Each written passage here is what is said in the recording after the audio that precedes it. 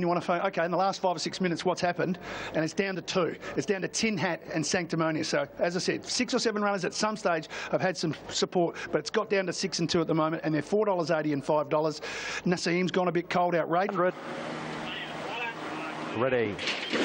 Gates are back and they're racing. Naseem a touch slow towards the inside. Didn't lose a lot of ground though. Acadian is going back to third last. Aristocratic Miss last. Tin Hat began quickly with More Than Exceed. They share it early as they settle down. First Class Dreamers up there and also pushing forward Separate today. A couple of lengths to Not a Single Cent on the inside. Followed next then by Naseem, Titan Blinders, Acadian. Further back is Sid's Coin, Sanctimonious, Aristocratic Miss, Run None, and Outrageous from that wide stall is at the end of the field. So driving through to lead Tin Hat by 3/4 of a length to Separate at the 800 metres. More Than Exceed third from First Class Dreamer. Not a Single Cent next on the inside of Naseem. Further back as they run the turn at the 650, Acadian and Sid's Coin, and they were followed by Sanctimonious, who'd spot the speed about 7 and hooked out wide. Outrageous is tracking it, followed by Titan Blinders, Aristocratic Miss and Run None. Tin Hat into the straight at the 450 leads from Separate, who's giving it the stare. More Than Exceed hooks out 3 deep from First Class Dreamer. Not a Single Cent is darting through back towards the inside, and Naseem out deeper. Separate and Tin Hat together at the 250. Not a Single Cent's out about a length off those. Separate, Tin Hat, Not a Single Cent. Acadian late on the outside. Separate, Not a Single Cent at the 50. Acadian closing. Not a Single Cent takes the lead, and Not a Single Cent. A half Separate, Acadian fourth, Aristocratic Miss, followed by Tin Hat and Naseem from First Class Dreamer. Behind them, More Than Exceed, Run None, Outrageous, and then Sid's Coin, Titan Blinders. Sanctimonious has finished last. Not a Single Cent. The video watchers and the sectional watchers caught it from last time, running a cracking race at Caulfield. On debut, behind Naseem, beaten a length and a half in the quickest sectional of the day late. And this colt by Not a Single Doubt out of Busking has just needed some room and was starting to really wind up at the top of the lane. And had that. As we saw last time, Summer Sham ran just before the jump. There's money for this Danny O'Brien runner again, and we saw how well it jumped last time. But all of a sudden, Summer Sham's your new favourite, $5.50. Bella Martini's right there with Shakora, both at 6. Siani just a slight drift in the last 10 minutes. Same with Palazzo Vecchio and Smart Coupe, sort of holding its price around $10. So. An attendant hopping in towards the inside, racing. Summer Sham beat them out. Straight to the front, Summer Sham from Smart Coupe, French Girl. And not too far away along the inside, Bella Martini from True Excelsior, Counterplay and Shakora. Further back in the field, Platinum Angel, and then came Stylish Missile. Back through the field along the inside, settling down into stride is Palazzo Vecchio. And then towards the end, Morzuna and Siani. 1,000 out, Summer Sham, the unbeaten Summer Sham leading by a length and a half. Smart Coupe, Bella Martini third the rails. Out deeper is True Excelsior, followed by French Girl between horses. A length Shakora, Counterplay, Platinum Angel wide. A length Morzuna the outside, approaching the turn from Palazzo Vecchio. In that back group is Stylish Missile and Siani at the end. 600 metres out, Summer Sham by a length and a half. Smart Coupe, True Excelsior out deeper.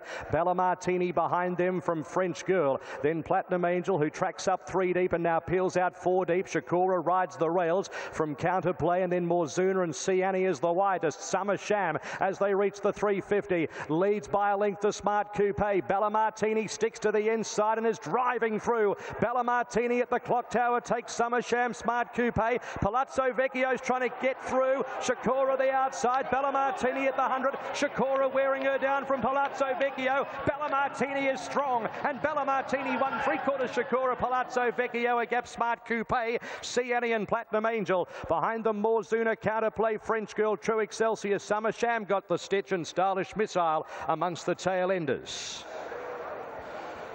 Bella Martini, Dwayne Dunn for Team Hawkes has taken out the Cooney Stakes. Stuck to the inside, and the last 2 winners in the Sires and now the Cooney at 1,400 metres, both of them drew barrier 1. Bella Martini, 550 and 230. Dwayne Dunn for Team Hawkes has defeated Shakora, Number 8, the filly by Nakoni, Andrew Melian for Hayes and Dabinik, doing a good job against the pattern of the day.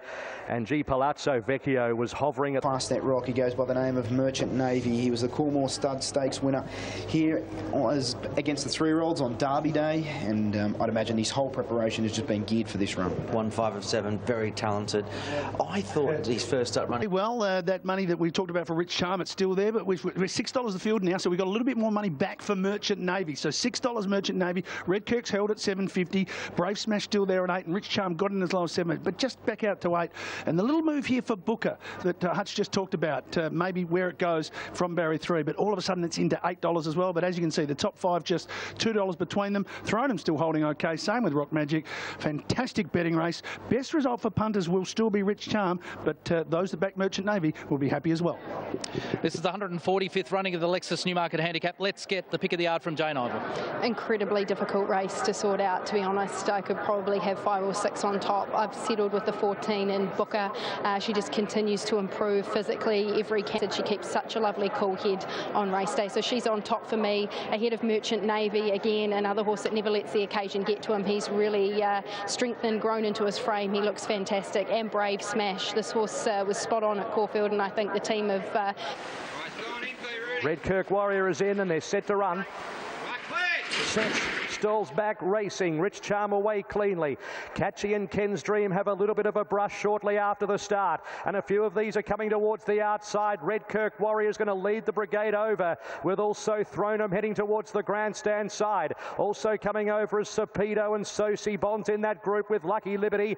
Catchy's towards the end of the field with Miss Rock and Fastnet Tempest. Over towards the flat side at the 850, the leader is Lord of the Sky from Booker, and Rock Magic the outside from Brave Smash, and then came Rich Charm, Merchant Navy, and Ken's Dream is last of the division over on the flat side at the 600 metres. Over on this side, it's Redkirk Warrior just in front of Thronum, Lucky Liberty and Sapido, followed by Miss Rock and Catchy, then Fastnet Tempest and Sosi Bon. Over on the flat side, it's Booker with Rock Magic chiming in, Lord of the Sky, followed by Brave Smash. Rich Charm's running on from Merchant Navy. Redkirk Warrior leads the division over here at the 200 metres. Rock Magic and Booker over on the flat side, with Brave Smash coming through as well. Brave Smash descends at the 50, takes the lead. Redkirk Warrior going with it.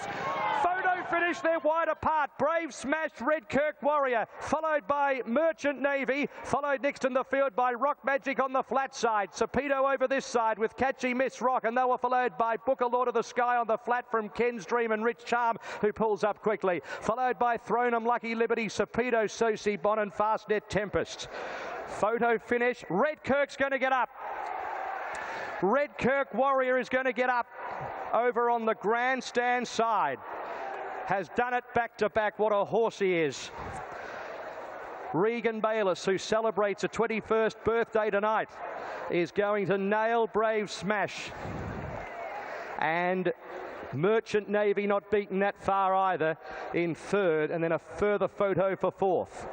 Redkirk Warrior for David and Ben Hayes and Tom Dabinik stayed out of that scrap towards the inside rail and came to the outside and led the brigade out here, and has been too strong for Brave Smash, who was trying to create a little bit of history by winning the Futurity Newmarket double. But Redkirk Warrior has only been the second horse of 18 starters to attempt to win the Newmarket back-to-back, and he's done it.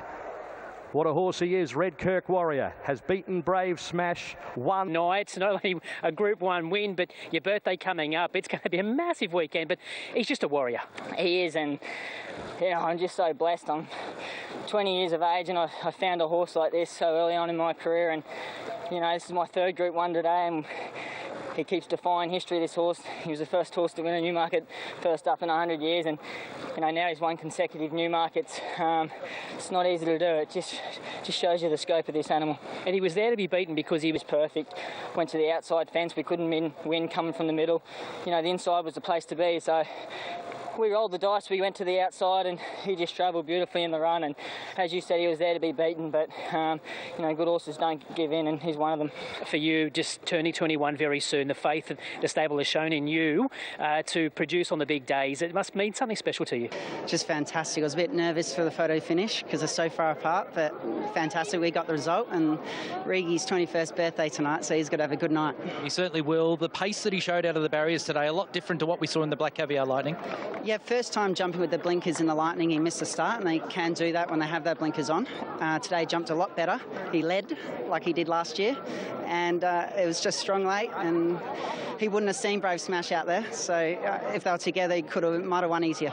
It was a special performance. We might welcome in your father too, David. But he had to lump that weight, and as it turned out with the trend of racing today, he was going to come down the outside, so it may not have been the place to be, but he was good enough to hang on. Was that always the plan, to come to the stand side rail? No, that plan kicked in about straight after Shakura's race, so we just thought he couldn't come down the centre and win. He may have, actually, the way he went. Are we going to see him on the international circuit? What's the road ahead for Redkirk Warrior? We'll just see how he pulls up. He's invited to Royal Ascot. You know, we might go there, but he loves Lindsay Park so much. I half sort of don't want to travel him either. So let's just sleep on it and make a few decisions. I know you love breaking records. He was the first horse in 100 years to win a Newmarket first up last year. He's the first horse to go Newmarket, Lightning, Newmarket. There could be more records coming his way. Well, he's a wonderfully talented horse. I think he's the best straight horse I've had. Well done. Thank you. I think we must take into account yesterday at Flemington, it was up the rail was a Savage Bias. And that went... A specialist down the straight he is. Redkirk Warrior. 2 Newmarkets, a Bobby Lewis and a Lightning. He loves running in a straight line. Geez, getting close to calling him a champion straight horse. What he's done in a handicap here, way up to 57.5, giving some good horses a lot of weight. And I was so surprised when you see the overhead vision of this. He's a mile in front to be ridden so close with that weight. So Regan's got so much confidence in this horse. He's ridden him back, he's ridden him forward. He just keeps delivering for him. And an outstanding win, I must say. Brave Smash is absolutely flying. The stewards questioned the ride from Craig Williams, saying that he had room to move between the 300 and the 200, and he didn't, and where this horse had a big lead out wide. But Craig explained that he's got a short, sharp run, and he had his opportunity, but just lost a bit of sight of the leader out wide there. I don't know what Darren does with Brave Smash, whether he keeps him in sprints or he wants to stretch his distances out, but he's certainly going as well as he was when he ran well in the Everest last year. Maybe after this autumn he could freshen him up for an Everest again, because I'm sure he'd be worthy of a slot on there. He's a problem child. Last time he raced, I think, at Sandown, he had a nibble at one of the horses in the race, and he did it again yesterday, having a bite at his ex-stablemate there, Miss Rock. he may have missed it, so let's see what Michael Walker had to say about him. Sticking with Galo Shop, he's just come back this preparation remarkably well, and I think it's just hard to fault his form. You can't really pick a fault in it. Al Mandan, the Taj Mahal's an exciting prospect, and Single Gaze was pretty good behind Galo Shop, of course, on their last meeting, but for me, on top. Now, as far as the rest of the team with Racing.com, and this is the big one of the day, the Australian Cup at Group 1 level. Having a look at the market here, your favourite is Galo Shop, who continues to firm and is now $2.70. El Mandan has firmed slightly and is back into $5. The Taj Mahal, Hartnell and Single Gaze all remain solid in what's been a very good betting race, the Australian Cup of 2018. It's now time for the pick of the yard. Goes in, completes the line, and they're set for the Australian Cup.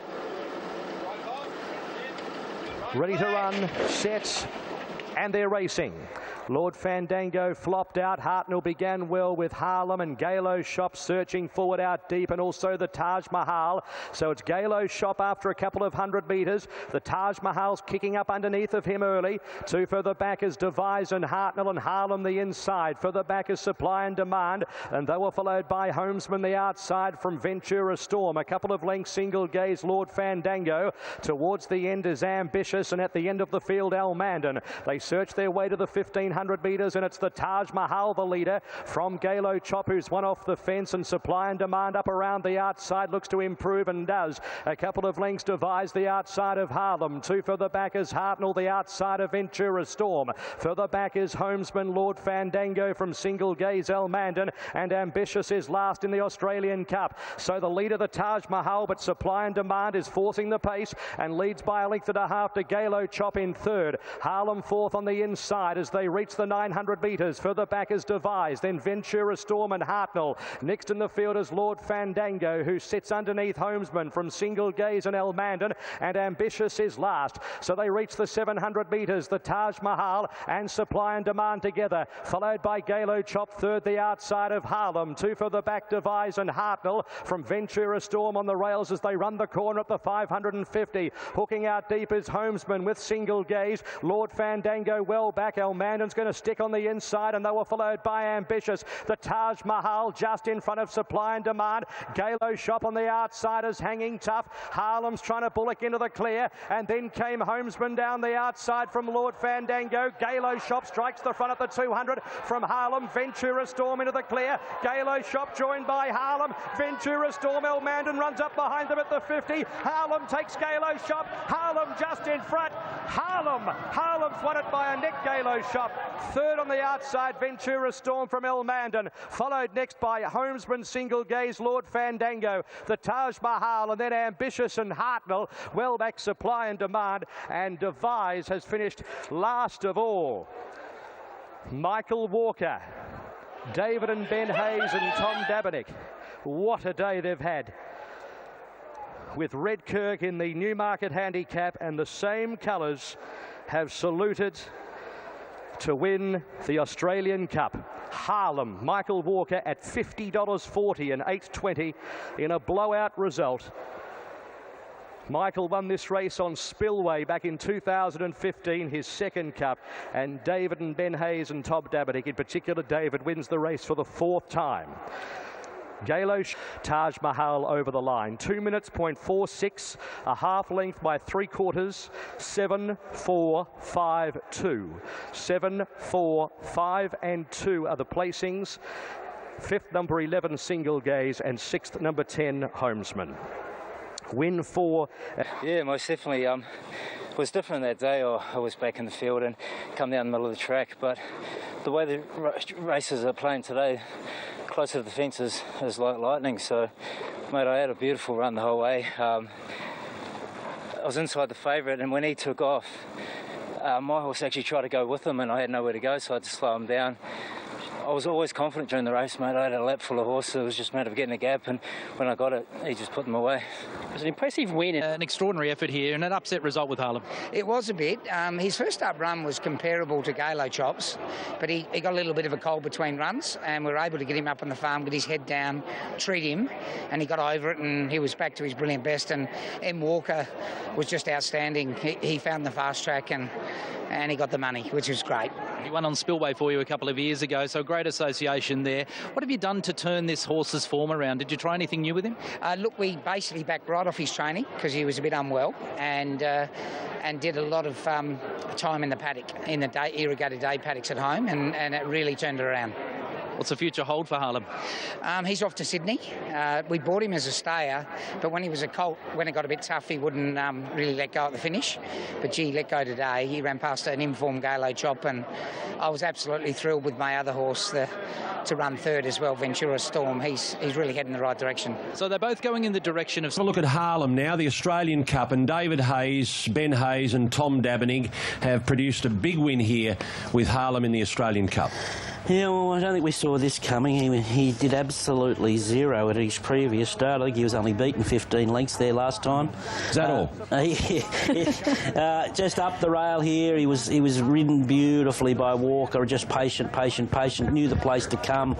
I thought Galo Chop was outstanding considering the circumstances. He rode the speed and just kept chipping away there. A much better run from the winner's stablemate, Ventura Storm. El Mandan, what do we want to say there? He looked desperately unlucky. Well, I won't say desperately unlucky, but he just had nowhere to go, and I'm sure he would have been strong with clear running, but I can't be critical of anyone that was riding the fence by this stage of the day, because that was the only way you could win a race. So out wide had no hope. I thought Single Gaze, considering the circumstances, was outstanding. But I don't know about that Australian Cup. It's a bunch finish, and I'm finding it very, very hard to read with all the horses up the rail all day. But Harlem has, in the past, had the ability to win a race like the Australian Cup against those types of gallopers. Oh, no doubt. In the past, he's shown really good ability, but it's patchy ability. He's got a bit of a mind of his own. I think he's gelded now, isn't he? Yes, he is. Yeah, so hopefully we see him put two together. Let's hear from... Tough run the other day. Yes, she did, Ron, and I was expecting her to see her maybe a little bit lighter than she is today. I think she's come out of that run really nicely. She's possibly still paraded well enough. She's brilliant out of the barrier. Interested to see if they do just take no prisoners and lead here, or take a sit, because there's a few three. Fillies Group 2 on the way to the Slipper. It's a fortnight away. This is over the 1,200 metres for $300,000, $170,000 for the winner. Esther Jarb got attacked all the way last time out. It was a very good performance in the Silver Slipper, Brass. Gates open, they're racing, and Esther Jarb jumped brilliantly towards the inside, and she's going to scoot to the lead from Sister Sledge. Ennis Hill away well. Outback Barbie takes a spot up on the outside, then Pure Elation. Further back to Nuclear Blitz and Gongs, and three out the back to Heavenly Thunder. Esther Jarb is the leader, trying to steady the speed by 3/4 to the debutante Sister Sledge, who's not going to apply any pressure there at the under is the last one. They've got 600 metres to run. Abdullah's got a good hold on the filly Esther Jarb, half in front of Sister Sledge, then Pure Elation on the inside of Ennis Hill, and Outback Barbie just getting a bit of cover around the turn as they straighten up now, and Esther Jarb being felt for at the 350, just in front of Sister Sledge. Then came Gong starting to run home well, getting past Outback Barbie, down to the furlong. Esther Jarb kicking from Sister Sledge. Pure Elation's running home on the fence. Gongs is labouring. Esther Jarb in front. Pure Elation getting up the inside. Esther Jarb has to dig. Esther Jarb in front. Esther Jarb was able to fend off Pure Elation. Sister Sledge third, Gongs in fourth, followed by Ennis Hill, Outback Barbie. Many lengths back to Heavenly Thunder, and Nuclear Blitz was last in. She fought hard, Esther Jarb, and she wins the Riesling, but everyone out there, just tell the truth. Were you just a little bit worried? A little bit worried. Pure Elation up on the inside. The first starter, Sister Sledge, was there for a long way, but she digs deep and she wins the Riesling and now goes to the Slipper. Esther Jarb for Team Hawkes, and Brenton Avdulla gets home from Pure. Starting with the fillies division, the Riesling Stakes, taken out, guys, by the very short price favourite Esther Jarb. Just getting a bit of cover around. Like $1.30, Chaz. This is probably the most debated win of the day. Look, she's a clean-winded filly who wouldn't have blown a match out when she pulled up. She got into a fight there a couple of times and she's come out on top. Look, I expected it to be easier, but I still hold respect for her in the Golden Slipper. She's run solid time. You know, in comparison to the day, I don't know whether we could, jump up and down and say she's run sizzling time, although, she's broken a class record there. Pure Elation was pretty good behind her, and this first starter, Sister Sledge, ran out of her skin for a horse making her debut there. I don't know, what do you make of her? I think she's a bomb-proof conveyance. I heard a lot of talk around the track of people who had watched her in the paddock and they thought that she'd lightened off, but I think we're expecting her to be something that she's not. That's just her. That's her makeup. She's not very big. She's just a lightly framed, athletic filly who's got everything in the right places, and to me, I thought her coat had improved and she was still holding that condition. Now all they've got to do is 2 weeks into the Slipper, which you can't question the stable. They know exactly what to do with the 2-year-old. Wrap her in cotton wool and get her there at her, keeping her at that peak performance. But she's not going to look like Sunlight. She's a completely different conveyance, and all you can... Rodman for the Colts and Geldings in our mounting yard, brought to you by Harvey Norman. If you need advice, they're there to help. An even money favourite in Performer. Let's start with F Troop. Number 1, Corey Brown rides for Tony Gollan. Yeah, 56 days since going out far too hard in the Magic Millions. Had a big boom on him going into that race. Started one of the favourites, and you have to... he's had 5 weeks in a trial since winning the Canterbury. I think he'll eat up 1,200 metres here. I think we'll find... Todman Stakes for the boys, a fortnight out from the Golden Slipper. Performer is the third favourite in the Slipper at $2.10, and F Troops just behind it in today's trading at $3.30. Quinny? And they have been far. And the gates open, they're off and racing, and F Troop got away pretty well. Legend of Condor there together with Tchaikovsky the outside, but F Troop's going forward and Plaguestone off the track. He's surging forward as well, so Performer will count behind the leading division. Then came Al Merton.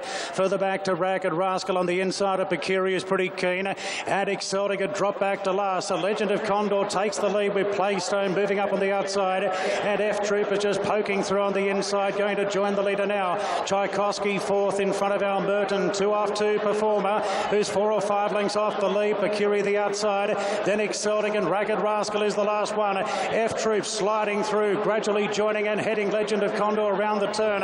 Plaguestone in third from Al Merton, Tchaikovsky, and Bowman getting hard to work on Performer, getting it to the outside. Up the rise now. Legend of Condor's coming back on F Troop. Al Merton the inside from further back to Tchaikovsky, and Performer's got a lot of work to do. Legend of Condor, F Troop, Tchaikovsky, Al Merton, Bowman's off the favourite Performer.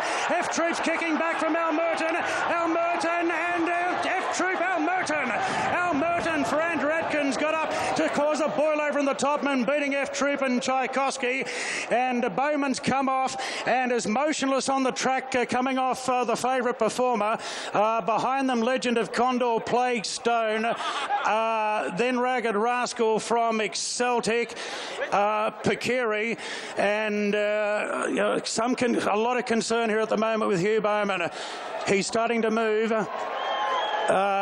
He's lying on his side, and I have detected some movement there from Huey. He's trying to sit up.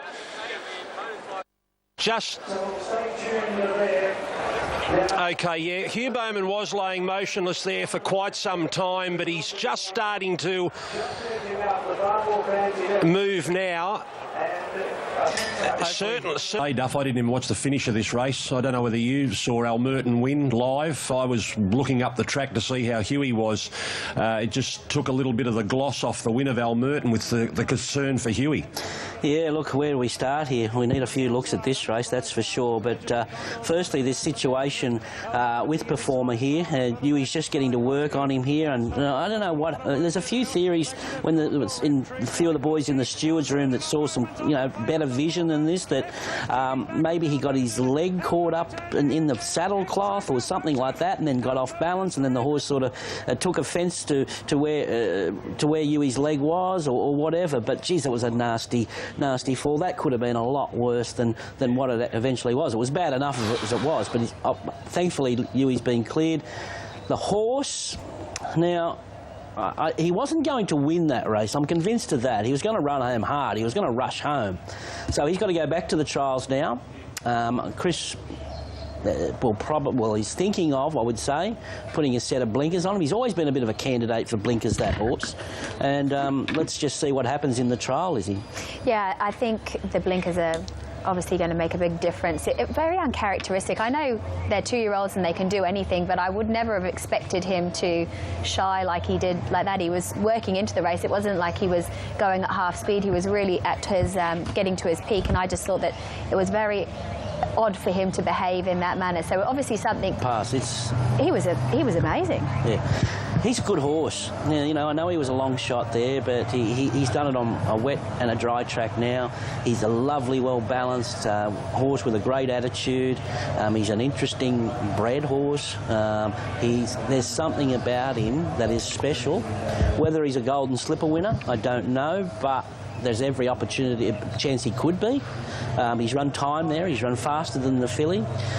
So I think he is a very, very interesting horse going into the next couple of weeks, and more so, he looks... Well, Duff, Chris Waller has 2 options. The Monday before the Slipper. This is an intriguing Slipper now. What do you do with Performer? He's got a barrier trial. Sunlight comes out next week in the Magic Night. Esther job done. She's going straight to the Slipper. Now, Duff Written By will trial tomorrow. Yeah, on the Kensington track. Welcome back to Royal Randwick. We're officially 9 minutes out from race number 5, the Challenge Stakes, but there's no sign of the horses as yet. We are in a delay.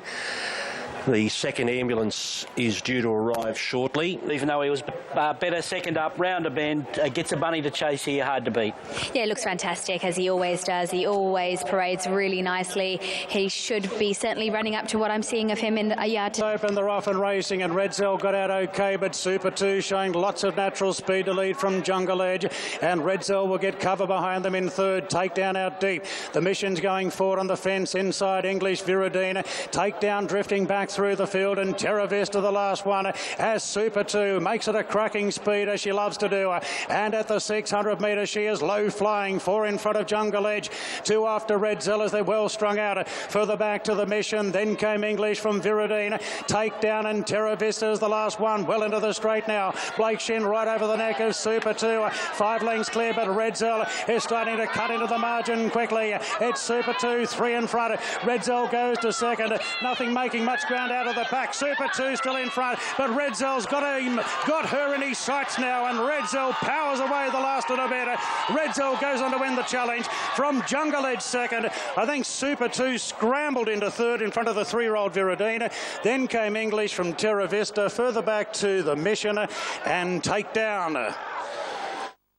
Well, he's now the $8 million man. Redzell, the Everest winner, is back, and it will be a new track record.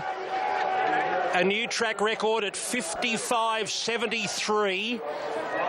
55.73. We'll explain all that very, very soon. Was nosed out in the Lightning by Redkirk Warrior, who came out and won the Newmarket yesterday.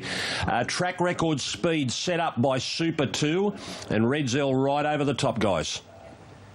I think he's rubber-stamped himself the best sprinter in the land if he hadn't already. I think, obviously, he's got the 1,000-metre record now and also the 1,100-metre track record holder at Randwick. That's a feather in his cap. This horse, Jungle Edge, was just unbelievable. You know, a dry track. He's first up at 1,000 metres. He's probably better at 12 and even 14 these days. But he's just going to poke around, bide his time in Sydney, wait for a drop of rain, and he's going to pounce in one of these good races over the autumn. Super 2 did her thing. This is the race where it was very hard to make ground, and that's understandably so. When you're running track record time over 1,000 metres, it's nearly impossible to come from the back and win. So I'd say still pass marks to Viridine, the 3-year-old, and English, I think, is worth another look also. I think also with Viridine and English, as you were saying, it's too hard to make that ground, but they stepped away slowly, so their race was over right at the start, wasn't it? Interesting. Extremely good order and really happy with him today. So, look, it's all been touted towards the TJ, and we'll get there in tip-top shape. Debatable sort of what avenue will go. Was also hand-timed and not recognised at 55.72. So 55.73, Redzell is now a new 1,000-metre track record. We go to race number 6, first of our Group 1s today. Canterbury Stakes, sponsored by Bisley Workwear, and we start Workwear. Canterbury Stakes. And the gates open, they're off and racing. There's a great line out. Invincible Gem jump well together with Global Glamour surging forward. Tulip's pretty handy on the fence as they find the positions with Showtime going forward. So Global Glamour crosses to lead from Tulip. Showtime at Endless Drum will plonk in fourth. 2 further back to Happy Clapper on the inside of Invincible Gem. They put a gap on the others. 3 further back to Clearly Innocent. 2 after Darren and Foxplay last at least 10 off the lead, which is Global Glamour at the 800 metres, trucking along from the Colt Showtime second, then the filly Tulip third, half the outside to Endless Drama. They're followed by Happy Clapper, 3 back the inside of Invincible Gem.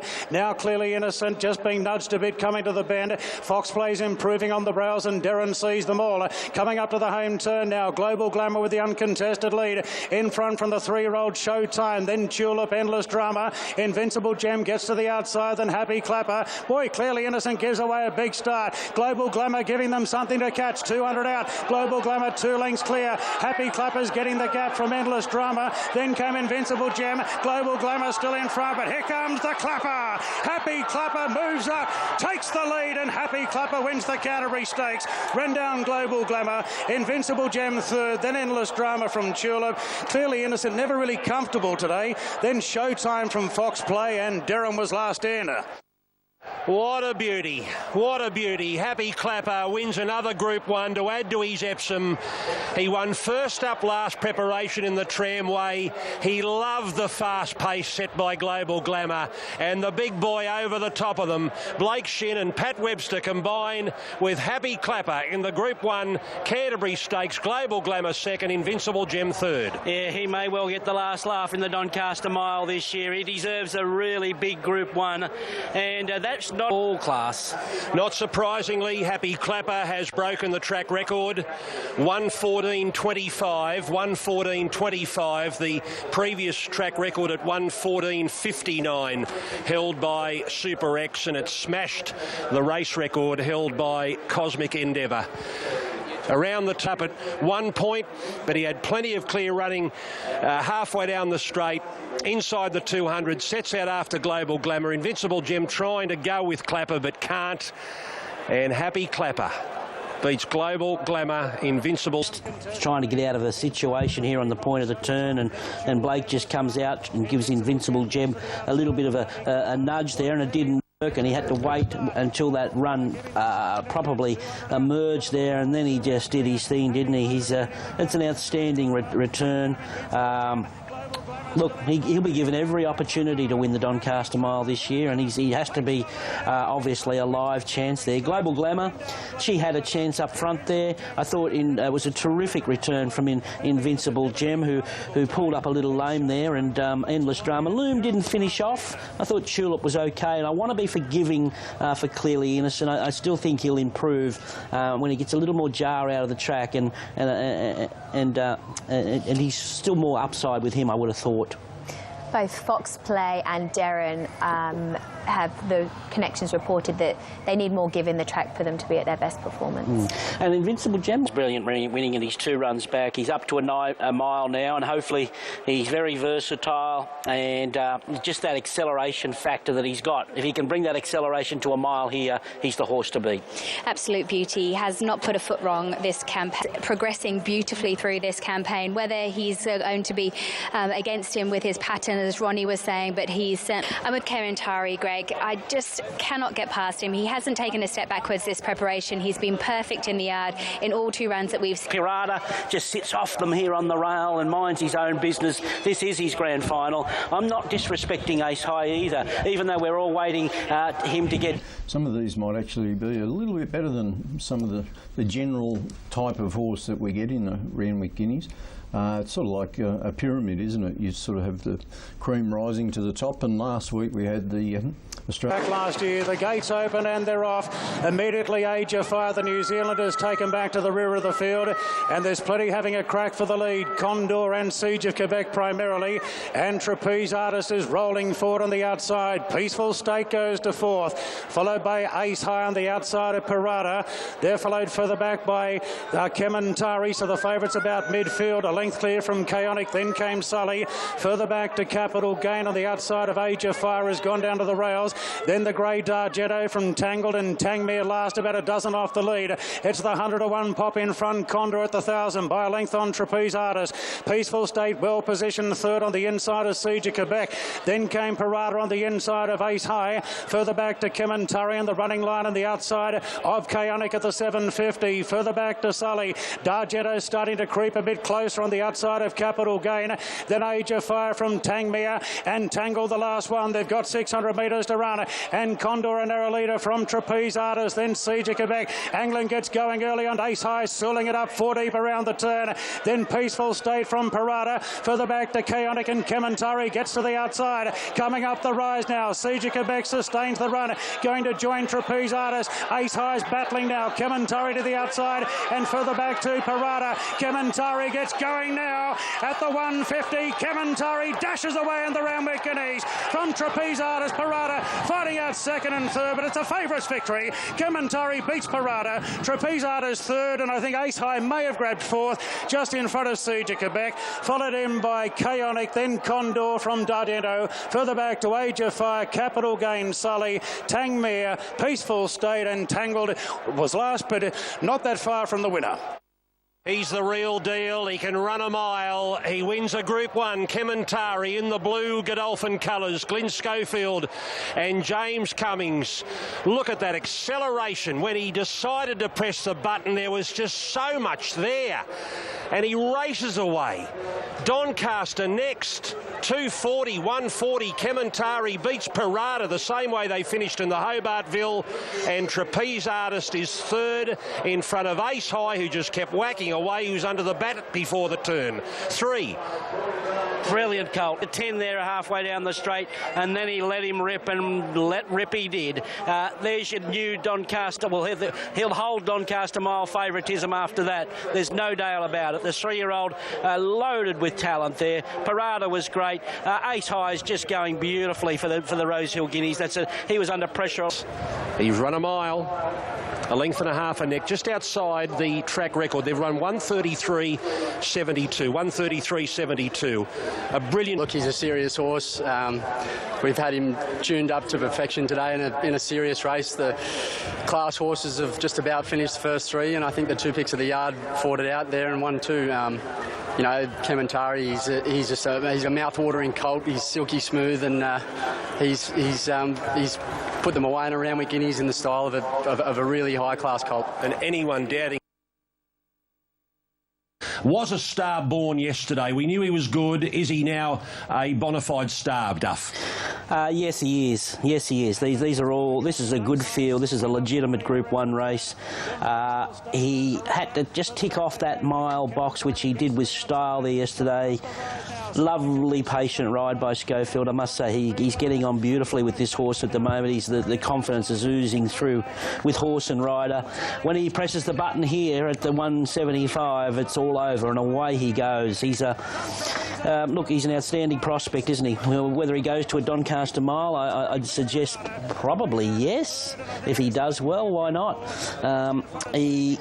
Glyn got suspended here. He misses Slipper Day and he misses Tancred Day, so it's unfortunate for him. But Parata was great again, just in a very good colt's shadow, I would think, although he was held up at a vital stage there, Parata. Trapeze Artist was brave at his first attempt at a mile there. Of the others, Ace High I thought was terrific. He made a long sustained run. He was entitled to throw the towel in there at the 100-metre mark, and he really stuck on well. As soon as he steps up in distance, up to the 2,000, he's going to be very, very hard to beat, you would think, in the Rosehill Guineas. I thought Chaotic was an improved run as well. He's made the difference with the blinkers going on. He's busting to win a race when he gets the right conditions. And Corey Brown, Parada? Fraction unlucky drawing the barrier 1. I didn't have a lot of options. The speed slackened coming to the home turn, and he travelled up really nicely, but the runs never appeared until about the 200 run super. Tim Clark, Trapeze Artist? Ran terrific. Would have loved to get cover. I think just trucked along a little bit without cover. I think if he had a drew low and got cover, he would have run a clear second anyway, but he ran great. Ty England? I just had to get him in a bit of clear daylight and get him rolling into it, and the best part, he was strongest the last 100. Christian Reith, Cedric Quebec? Yeah, really good today. Did everything good, jumped well, travelled nicely. He just wants 10 furlongs now. Be a good horse in the race next. And Brad Rawiller, Peaceful State? Yeah, look, he was disappointing today, but he had a good run, probably closer than I thought he'd be, but I was really happy when we landed where we did, and yeah, maybe he just didn't back up. Jay Ford, Tangled? He copped some early scrimmage after sort of the furlong, which spat him out the back, but he didn't get involved after that. The Guineas, let's go to the Canterbury. $1.70 your favourite, Cliff's Edge. And Jane's report says he's healthy and he's well, and he looked good in the mounting yard. $1.70 if you want to play. At $1.65 now on your screens. Astoria, $4.80. Lavendi's been the one that the Hots have been on right through today. $8 in a nibble. Belfast looked Racing, Cliff's Edge jumped out like an Oakley plater. He went straight to the front. Astoria Williams wants to be with him in the early stages. Think Positive. And also North Africa wide out coming coming across. On the fence behind those as they sort their order out, Belfast over Lavendi Pissarro. Getting back is Arkamon, 2 lengths to Whoomp, Bimboka Queen and Castleton. So Cliff's Edge leads in the turn out of the straight. Think Positive, very positive. Moving up to be second. Astoria now grabbed hold of third. A length at 1,000 metres out, halfway from home. Cliff's Edge, the hot pot and the Alistair Clark. Mouth open, held back to the field. Think Positive for Curry sits up second, and Williams right behind them on the fence on Astoria. North Africa at a price running fourth. 2 away Belfast, Lavendi Pissarro. Ackermorn, Bimboka Queen and 2 away Castleton. They speed past the 650. Cliff's Edge yet to be turned loose. Led a length and a half. Astoria's about to get right up behind him. Gone Think Positive. Running on the outside North Africa. Lavendi comes with his runners. Cliff starts to open up on the corner. Belfast railing up. The leader going well. Further back Pissarro. Cliff's Edge 2 in front. Now they're flat chasing him as Mott says, let's go boy. And Cliff's Edge 2 in front of Astoria. Lavendi's running on well, and further back Belfast. Cliff's Edge rails beautifully. 2 in front, Lavendi the only challenger. Cliff's Edge at the 100, 2 in front. No challengers. He's a 9-horse. Cliff's Edge 2 in front of Lavendi and Belfast. Cliff's Edge in front. Go you good thing. Cliff's Edge wins at a length and a half. Second Lavendi, Belfast third from Astoria, then Pissarro, Castleton behind those, North Africa. They were followed by Bimboka Queen. Well back is Arkamon and Think Positive last in. Well, he's a little beauty, isn't he, Cliff's Edge? Roll to the front, no pressure. Seemed to just be so relaxed, drop the head. And then it was evident coming to the 500 metres mark that he had their measure. He started to quicken down and they couldn't go with him. Second horse, Lavendi's run a great race. He's made great. And well, $2.80 is the price you'd get for Humidor with us here at CrownBet at the moment, because $2.30 for Toes Stardom. They've dominated the betting, but have a look at Hell of a Street. It was $7 this morning. Forget the 8. That was when Radipole came out. But $7 now. It's $4.60. Continues to shorten. So maybe Postillion. We're 90 seconds away from this Group 2 Blamey Stakes feature this afternoon at Flemington. We're racing for $200,000. Toss Stardom is the on-track favourite. 2.30 out to 2.45. Humidor, the Brassel. Ready, and they're racing. Clean break as well. Humidor on the inside is going to sneak back towards the end of the field, and as expected, Hell of a Street goes to the front. From out deeper on the course, Odeon. Toes and Stardom's going to be one off the fence, 1-1 effectively, the outside of Cool Chap, and 2.5 to Humidor as they hunt their way now towards the 12 door. Front runner is Hell of a Street, the recent winner of the Mowbray Stakes, by a neck to Odeon as they reach the 800 marker. Toes and Stardom the outside of the bolter in the race. Cool Chap at the $14 mark, and a length and a half to Humidor, who's tracking Toes and Stardom wherever it goes. Approaching the turn in the Blamey, 550 metres to go. It's Hell of a Street held together from Odeon, giving it the stare. Cool Chap needs a run. Toes and Stardom comes out wide on the turn, and Humidor still last of the 5. 450 out. Hell of a Street in front by a length, quickens up from Odeon. Cool Chap still there. Now Toes and Stardom and Humidor try and make their runs in unison. 250 out. Hell of a Street in front by 3/4 Odeon. Now Humidor getting into its work, and Cool Chap's getting through between them. Could it be the outsider at the 100? Cool Chap with Humidor the outside. Cool Chap and Humidor. Humidor gets the better of Cool Chap. Humidor back in the winners list. Wins it from Cool Chap, Hell of a Street, Odeon. 6 lengths, Toes and Stardom, last of the 5. Humidor winning. Number 2. Darren Weir and Mark Zara combined just like they did last year with Palantino. And for a moment, Cool Chap got through and was a real threat. But Humidor has unleashed again, just getting on that one rein in the last 100 metres. He can do a bit wrong, but when he wants to win, he can be so very good. And Humidor gets over the top of Cool. Win number 7 at start to 24. And that is now 2 from 3 around the mile at Flemington after that brilliant win in the Maccabi Diva last year. Cool Chap second. Race between Tossum Stardom and Humidor. A really disappointing effort from Tossum Stardom in the end, but I think Humidor is you know, we're seeing him at the very beginning of his campaign, and he's able to do this. He was a horse that came into the mounting yard carrying a little bit of extra condition. So to be able to do what he did today, knowing that he's got so much improvement in him, and I guess bigger fish to fry further on, I think we can easily say that at this point in time he is the second best horse we see racing around in Australia. Well, let's hear the Blamey Stakes. Well, the grand final, potentially the Queen Elizabeth Stakes. He's got the Doncaster next. Mark was... in the Queen Elizabeth. Humidor won the Blamey. Yeah, Haliver Street in front. There's no doubt about it, but he's his own worst enemy. He just won't go straight. It's been a pattern that he's had throughout his career, and he'll come to Sydney pretty well. Humidor back in the winners list, wins it from Cool Chap, Haliver Street Odeon. 6 lengths, Toes and Stardom, last of the 5. Great for the connections of the winner, and not so good for the other horse because he ran well below par.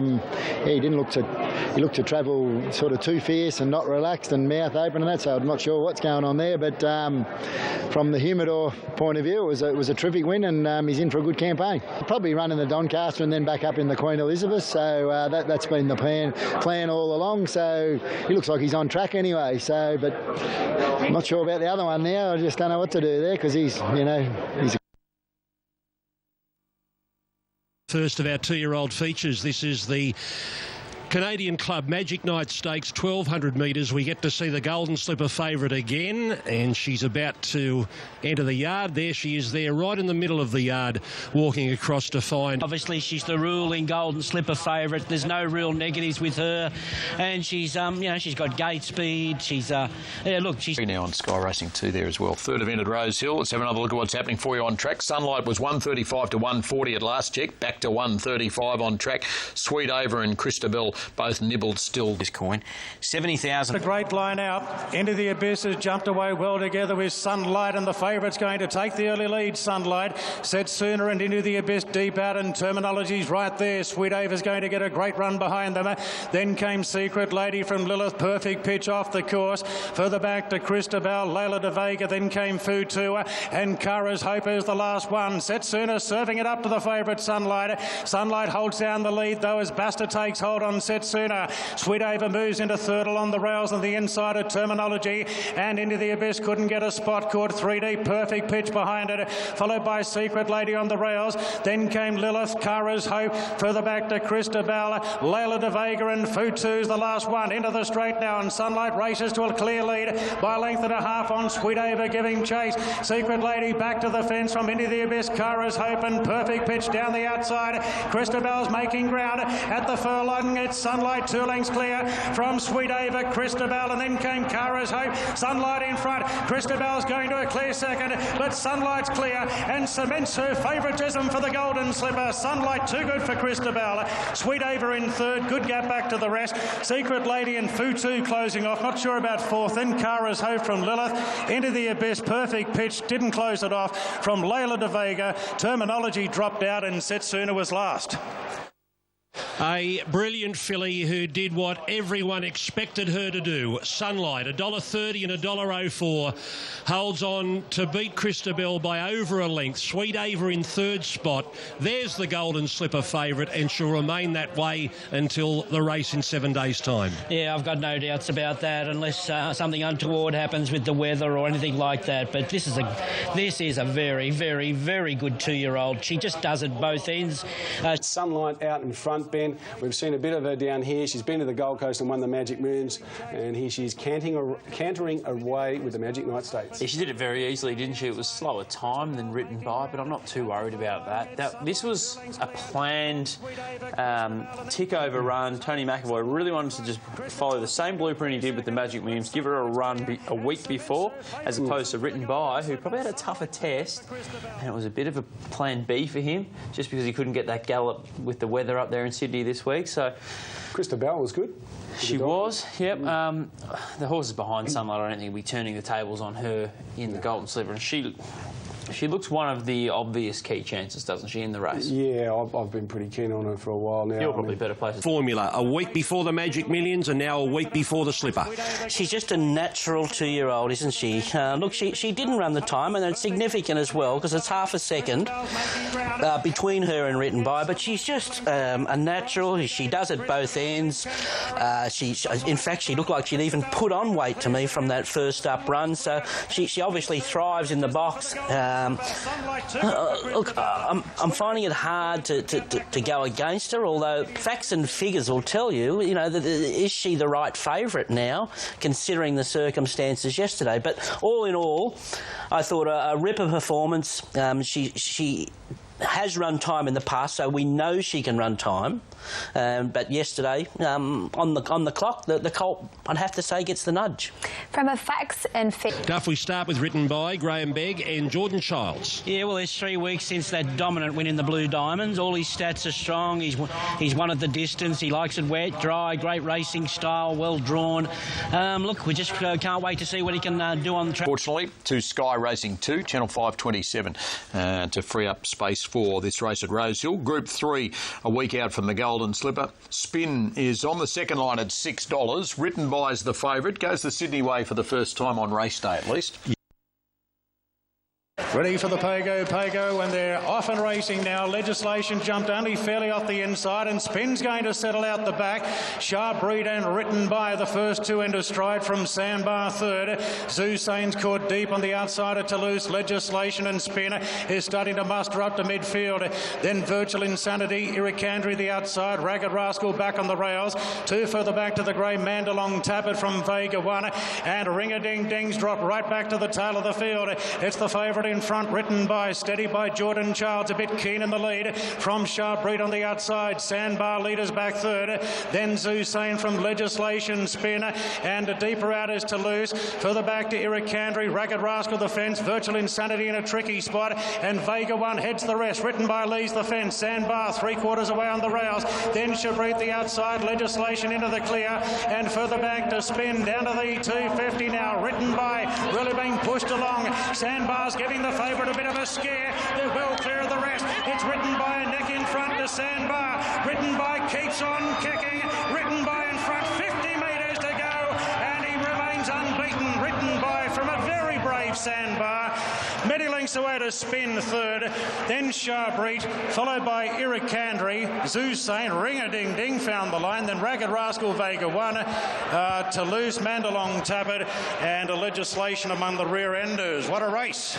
It was a great race. The Blue Diamond winner prevails, Written By, but full honours to Sandbar, who's run the race of his short career so far, really stretching Written By in the run to the line. He holds on. He couldn't get past Written By, but there's not much in it, about a head to a long head in it when they reach the post. But Written By, Duff, goes to the Slipper now in 7 days' time. We've seen two 2-year-old races. The favourites prevail in both. Wow, and he's run half a second quicker than the filly as well, so he'll get a lot of support out of that. It was a similar type win. They both went out hard. He's quickened down strongly. He's really laid his cards on the table for the Slipper, running that time. Same day, better half a second quicker than the Slipper favourite. Great racing style. The second horse was... The Blue Diamond in pretty emphatic fashion down here late last month. He went into this race a raging hot favourite. Of course, he missed a barrier trial during the week, Ben. They were called off. The ATC decided to put it on the steeple grass. Graham Begg said, no thanks, I won't be having a bar of that. And said, instead, I'll send him around in this race worth a couple of $100,000. And he does it again. Yeah, it was a nice win. He's just so tough, isn't he? The second horse was good. Nice gap back to third, but... it's just, I suppose, as long as that race doesn't flatten him, he looks a red-hot chance for the Slipper, because we've seen that Victorian form that many were questioning from a Golden Slipper point of view just continue to stand up, haven't we? Of course, it's coming out of the race and running really well. Or form line's holding up anyway out of that Blue Diamond preview and preludes and even the grand final. So, yeah, so a bit of the MF holding up in Sydney this carnival. And there's the marker there, Sunlight and Written By, 380 and 480. I'll tell you what, Sunlight's looking to do something that the no one's done since the great Bint Masqué in 1993. That's win the Magic Night Stakes and back up a week later and win the Golden Slipper. But as you said, it's a planned attack from Tony McAvoy. This wasn't an attempt to squeeze her into the field, as most fillies are doing when they run in the Magic Night. This was a planned attack. Written by your Blue Diamond Stakes winner in most years gone by. He's been 13 into 11 today without running. I thought would have gone close to running. I was happy to back her in a Blue Diamond. Very, very good colt. Yeah, well, definitely is. He did pretty well everything right as well. He pinged the lids, he travelled, he got challenged, and he liked to fight. There's no way, there's no doubt about it. He put his figures down on the table here, and he's never backed up in his life, obviously. I think there's a 2-week split there that he's had into a race, but a total domination. Sandbar was terrific there. If he happened to scrape into the slipper field, he'd run well, because he's a tough nut who's got a bit of wet form already as well. Also, and with form around that, with Written by there, I wouldn't completely rule him out. But a good race. There looked to be good depth in the race, and there was margins between second and third, which is always a good sign. And the time was significant, wasn't it? That's what we've been talking about, and everyone's been speaking about, is that the time was a lot slicker than what Sunlight ran, and that's what impressed everyone. And he looked strong. He looked really strong to the line. I'm still a little bit... On a dry track, yes. On a wet track, no. They'll spec a lot of horses on a wet track. This is one of the most open slippers. It's one of the best betting races I've seen. Everything on that page there will have supporters. Seabrook was backed off the map on yesterday morning. With the tab fixed odds, must have worked well at Rose Hill. We all forget Ashtajab is a really good filly. Santos Performer, Written by Sunlight. F Troop was good the other day. I'm still not ruling out this Al Merton at odds. I think he's a real sleeper. So this is a really good slipper. Very good. Now with the Far Lap Stakes, the Shandon S Far Lap Stakes, Group 2 over 1,500 metres, and our mounting yard is brought to you. Here, the Melbourne Galloper Holy Snow on the second line of betting. It's a $6 chance. Renewal just... Geelong. Sixth event at Rose Hill is the Far Lap Stakes. Shamook, the Brassel on top at 235 to 270 on track. Good support for Holy Snow. Blake Shin, Mick Price, 850 into 550 best backed. A little nibble for Higham at odds in a point to $13 with tab. It is Holy Snow from a deep draw. The favourite Shamook was one of the first into stride. Calculator bounces straight into second. High Arm is going forward off the track. Early Doors followed then by Renewal. They're followed then by Sanctioned on the Rails. A couple further back to Perrette from Murikeb. Holy Snow switches off towards the rear. Unforgotten behind it. They've gone a few. Holy Snow, Murikeb, and Unforgotten is the last one. Down the side it's the favourite in front, Shamook, by a half length on High Arm resuming today. Calculated leaders back third inside Renewal. Then came Sanctioned from Perrette further back to Octobello being nudged along. The stablemate Holy Snow went straight past it, and further back in the race then to Murikeb and Unforgotten as they race to the corner. 4.25 out, Shamook under a hold. It's got High Am beaten, then came Calculated. Renewal's been cuddled down to the 300, and Holy Snow sustaining a run down the outside at the 250. Shamook in front by 2 lengths on Holy Snow. Then came Renewal and High Am. It's Shamook in front from Holy Snow. Unforgotten with late headway. Holy Snow grabbed the front from Unforgotten. Unforgotten going to Holy Snow. Unforgotten got up. Unforgotten bloused out Holy Snow. High Am third. Shamook in fourth. Followed by Renewal. Then came Murikeb from Octobello. Sanctioned Perrette. Calculated. And it was the last to finish. And there you go. Unforgotten trialled on Thursday to get the ticket back to the races. And bang, it's won the Far Lap. That is exactly what happened, Darren. Unforgotten pulled up with cardiac arrhythmia. At its last start, the steward said, you've got to go back to the trials. It did that. It did that on Thursday, and Chris Waller's backed it up pretty quickly. Didn't do a lot in that trial, Duff, and has worn down Holy Snow right on the line after they put a bit of pace into that race. Yeah, they did. They poured plenty of speed into that race. And look, she hadn't trialled any good before her first up run. I think the stable... Yeah, she's trialled.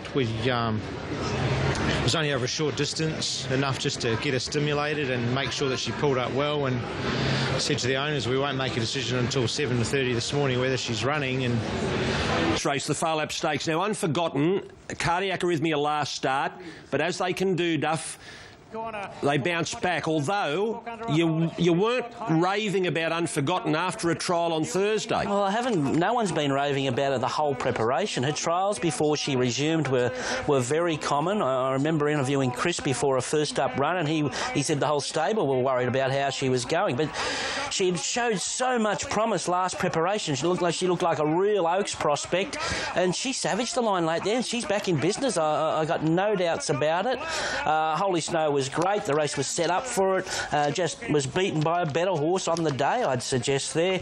High Arm, another Oaks filly. This Oaks is shaping up. It's like going to be one of the races of the autumn. She attacked the favourite Shamook, who looks to have had enough, and then she had the hide to make another run in the straight. I thought her effort first up was outstanding as well. But the winner is a good filly, and it's great to see her back on track. Yeah, I couldn't agree more. She was excellent. The running of the Coolmore Classic, our feature event on the program, worth $607,000. The only fillies and mares handicap race, Group 1 we have here. The favourite is Egg Tart with tab.com.au, a $4.40 chance, and been very, very well. Darren? Yeah, thanks, Glenn. I was so pleased to see Egg Tart such a successful return to the races there in the Liverpool Cup. It indicated that her problems are behind her and she's back, so I've clearly got her on top. My roughie for the race, though, $1,000. First gets $3.45. That'd be nice. And on track, Dixie Blossoms, $8.50 out to $10, back into $9 now. Elise, further supported since last check, $14 out to $15 into $11. Aid Memoir, $21 into $17. Daisy Doom, $21 into $19. Leighton Just Dreaming, $26 into $18. What about with you, Dave? Okay, for the Coolmore Classic and the big field are underway. White Out Just Dreaming and Flippin' have jumped fast together with Prompt Response, so there's three contesting the early lead. White Out Daisy Doom going forward right off the track from Oregon's Day. Francoletta holds a forward spot. Then came Aid Memoir. Rextine's very deep from Silence Edition. Going through along the rails early as Raymond into a midfield position. Then came Dixie Blossoms. They're followed further back by Egg Tart down on the rails on the inside of Bring Me Roses, then Danish Twist. Further back in the race to Elise Aid. Last year's winner, Heavens Above, second last. And Zambar sees them all. So Flippin' takes the lead from Daisy Doom and Just Dreaming. Leaders back third. Two further back to Oregon's Day. Prompt Response the outside. Francoletta back in sixth. Then Silence Edition coursing a bit deep around Aid Memoir. They're followed further back by Raymond. Eckstein's off the track from Dixie Blossoms. Further back to Danish Twist. A few horses off the fence from Bring Me Roses. Egg Tart's in a tricky position coming to the turn. Heavens Above getting to the outside from Elise. And Zambar is the last one. Flippin' leads into the straight in the Coolmore Classic from Daisy Doom. Just Dreaming third from Oregon's Day. Then Silence Edition. Prompt Response running on. Further back to Dixie Blossoms. Aid Memoirs going up the fence. Egg Tart's not in the hunt. Daisy Doom takes the lead of the 175. Daisy Doom in front. They're all charging home. Silence Edition going through the centre. Oregon's Day. Daisy Doom in front from Silence Edition. And Daisy Doom. Daisy Doom does it again. Wins the Coolmore Classic from either Oregon's Day or Silence Edition. Closing off late, Dixie Blossoms, Aid Memoir. Then Just Dreaming from Flippin'. Further back to Elise, Egg Tart, Raymond, Danish Twist, Francoletta, then Eckstein, Heavens Above. Daisy Doom's taken out the Coolmore Classic. Well, Ronnie Quinton won this race twice as a jockey and now 3 times as a trainer. He's won the Coolmore 5 times. But what about this young boy, Andrew Atkins? He wins his first Group 1 on a well-loved mare, Daisy Doom. So many jockeys have won their first Group 1 in this race, and you can add Andrew Atkins to the list, Duff. Daisy's done it. Yeah, well, what a win. They were running there and she had to use a bit of petrol. She just loves it here at Rosehill and always has a go. And they were coming out of left, right and centre there, but she's a winner. And what a result for the master and his apprentice here, Ronnie Quinton and young Ets there. And Silence Edition has battled on well with Eckstein doing good work late there. But, geez, it was all about the winner there. She did all the work in the run and fought off all the challengers who had the soft runs behind her. Daisy.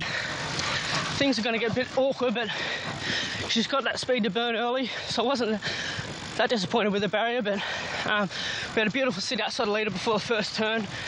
Travelled well, tempo was in our favour in the front runners, and she gave me a beautiful field coming up to approach the 300 and started plenty of horse, and you know she's never going to give in.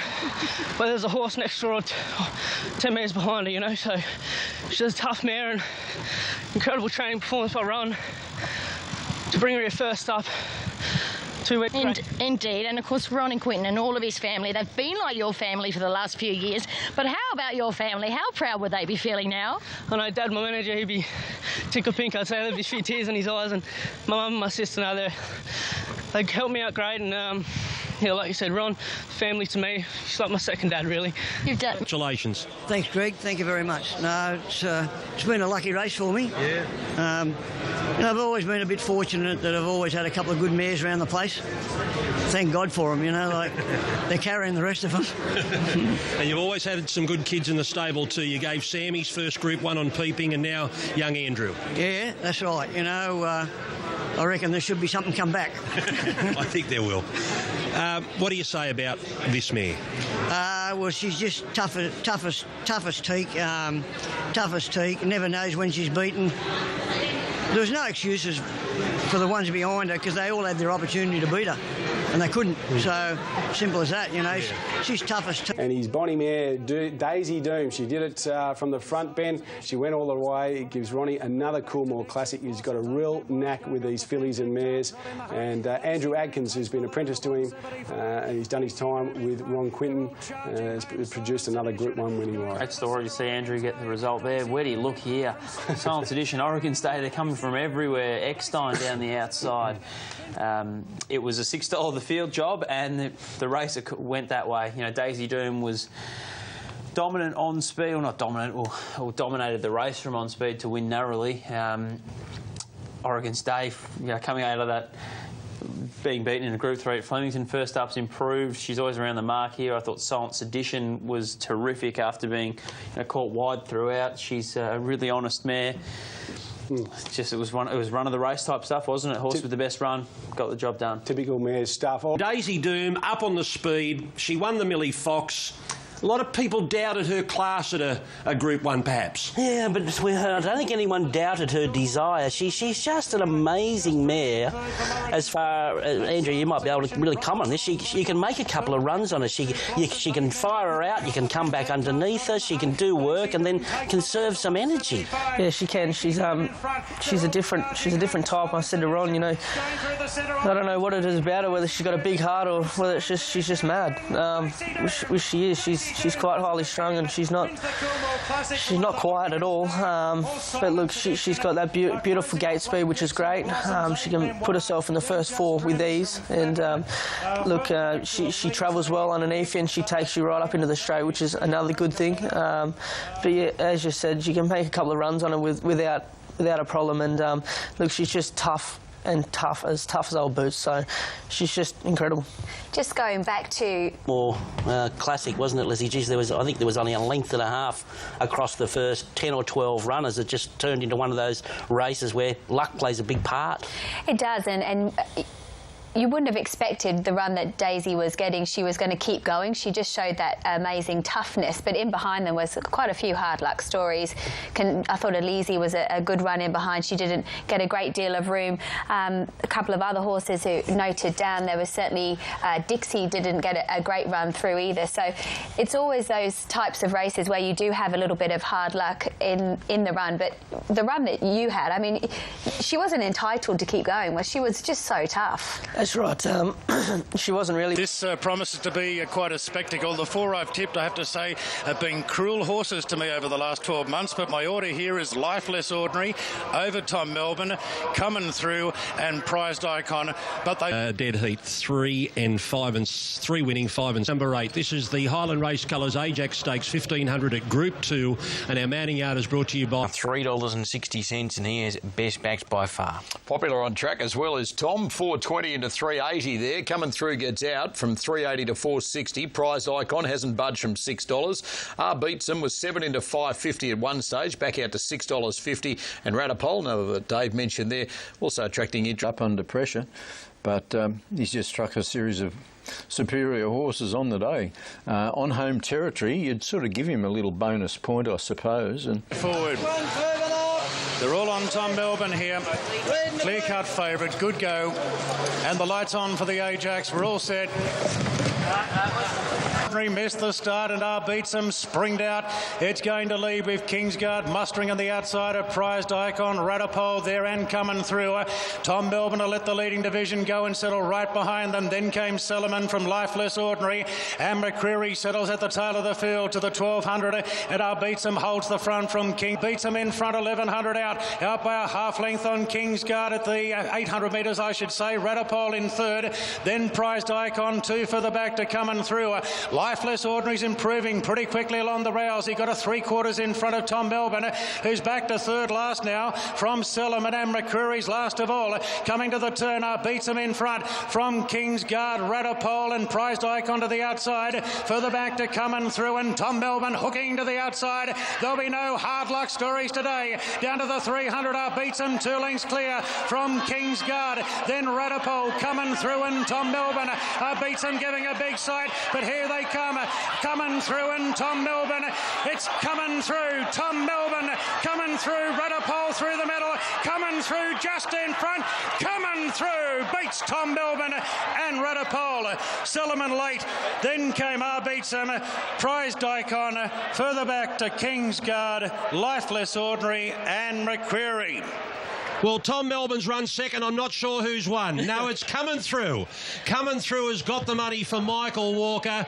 I think Tom's run second, just in front of Kingsguard. But we'll wait, or is it Radipole? Radipole on the inside. It'll be tight for the Miners, but Coming Through, 5.10, 190. Michael Walker, who's had a week and a half, has got the money here for Chris Waller. Yeah, good win. Poor Tom. I sort of half went the early crow at the top of the straight there. I thought he was going easy, but too good, Coming Through. OK, numbers are... not quite, but not go from him too early, but if you don't, he won't go. Lucky you've got him sorted, Michael. Well done. Thank you, and congratulations to the bosses here today, and Chris has done a tremendous job with the horse and all the stuff. The second coming of Tom, or indeed, if you really want to be accurate, the first coming of Tom. What happened? Well, I don't know. Look, surely enough's enough. Don't give me that. Enough's enough. We have to change his name. This is their last chance. It has to be Tom Sydney. Shin hasn't covered here. He was going to race away and for the prize. He got his reins wrapped around the whip there. He couldn't get at him. Legitimate excuses for sure. But Coming Through gets the bobbin on the line. He'll go to the Doncaster Mile now with a bit of timing. Looks pretty good with him there. A few good runs in that race. Winner? Yeah. The winner was a good run. Yeah, that's right. We've spoken about Tom. No, I'm talking about Coming Through. He's got timing about him. He'll go to the Doncaster Mile there now. Radipole was good. So what about this Sellerman? He's been up forever. He might have been a little bit unlucky there. He got 4th on protest, and he was tightened up there late. But I don't know the answer to Tom. I really don't. We've still got the rider to go, and obviously Kementari is lining up in that, hopefully. Clearly Innocent, and also the other one of Chris Leese's is going there as well. Happy Clapper's going there, maybe. Pat Webster still to make up its mind. Invincible Gems, though, I'm trying to think of the other one of Chris's. What do you think there, guys? Yeah, look, I think the two favourites deserve to be that in the market there. Kementari looks very well placed if he holds his form. I can't see Tom in the market there, which is surprising. I thought he'd be in the market there somewhere. Maybe the next page. He was 25s before yesterday. I would have thought he would have firmed a bit. I think it's 3 pages on. He was trying to get past $1 million yesterday and he missed it. Let's go to the... They're just not quite sure what to do here. Secret Agenda was holding favourite all the way through, but from that awkward draw and the way the track's racing tonight, they're second guessing what Ollie's going to do. So out to 550. Equal Now She Will Reign. We've heard from her inside gate she's going to roll forward. Touch 575 into $5.50. Pariah, he's going to roll forward from his gate, so he's in a $6.50, and a Rock $8.50. This is a cracking betting race. Hal Bent gets back $6.50 out to $9.50. $1.50. Wowee. She will reign. She's our worst liability on the books by far. Pariah's in, $6. He's been the one that's been supported late. It's going to go forward, sit on the speed. Thronum, as I mentioned, is 31 into 26 Furyk. There are 7 horses in the field of 10 that are $10 or less. Haven't seen that for a while in a race of this calibre. Rock Magic, who finished 4th in the race last year, and Hellbent, who was runner-up, yet to move in. And the aces of the Australian turf at Group 1 level. Not sure what the delay is. Now the signal through and they're racing. Serpedo, Furyk slow to go.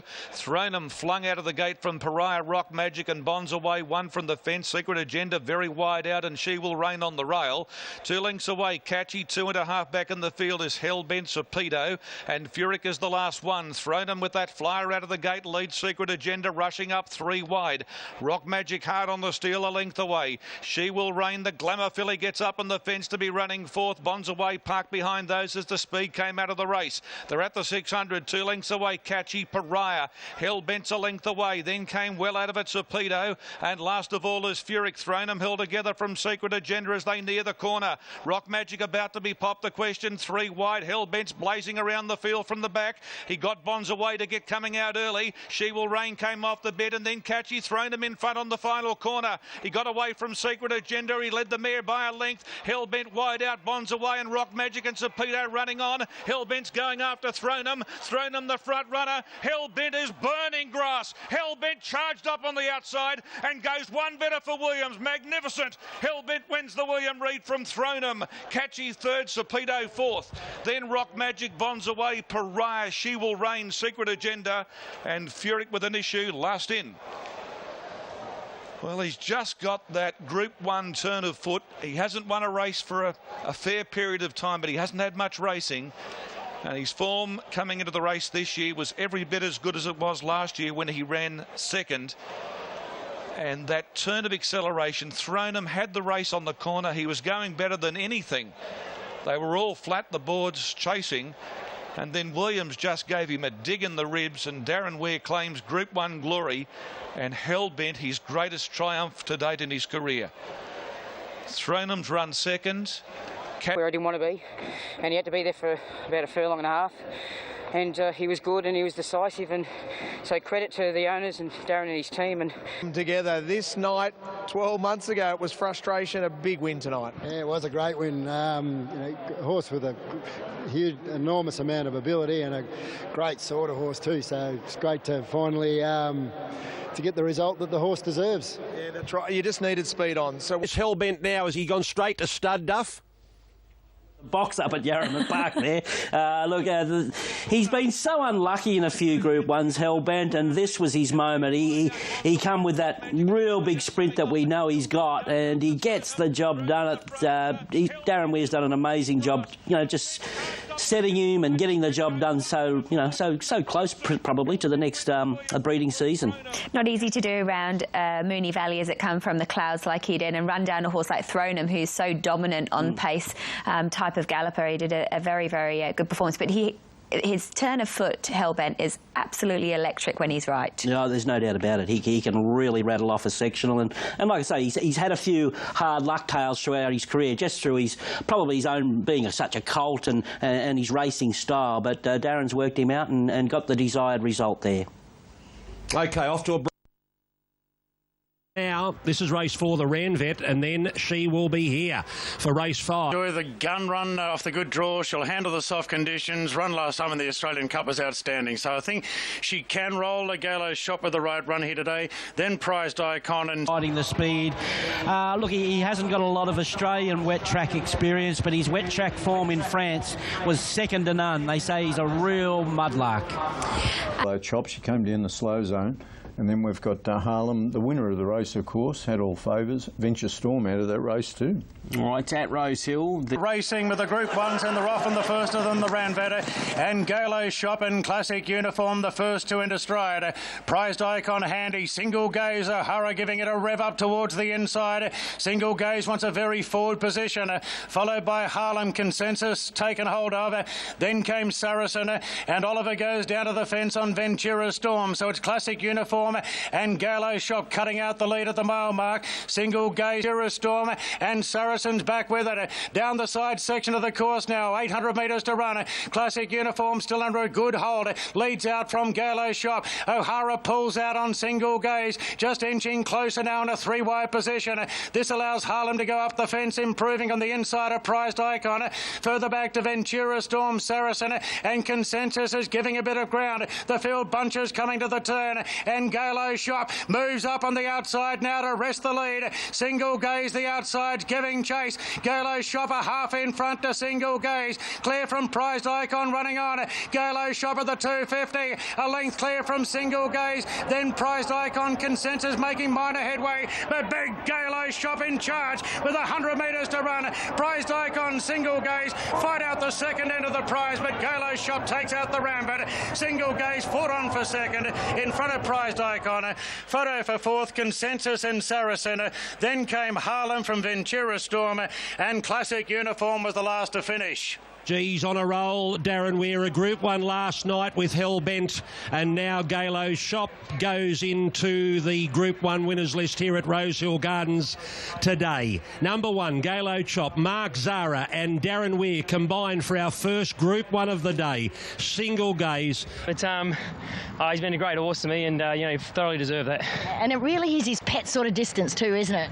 2,000, where I was happy for him to have a bunny today, because just something to follow. I wanted to get off the rail a little bit, and 2,000, and Terry Henderson's been crowing about the wet track, and he was spot on.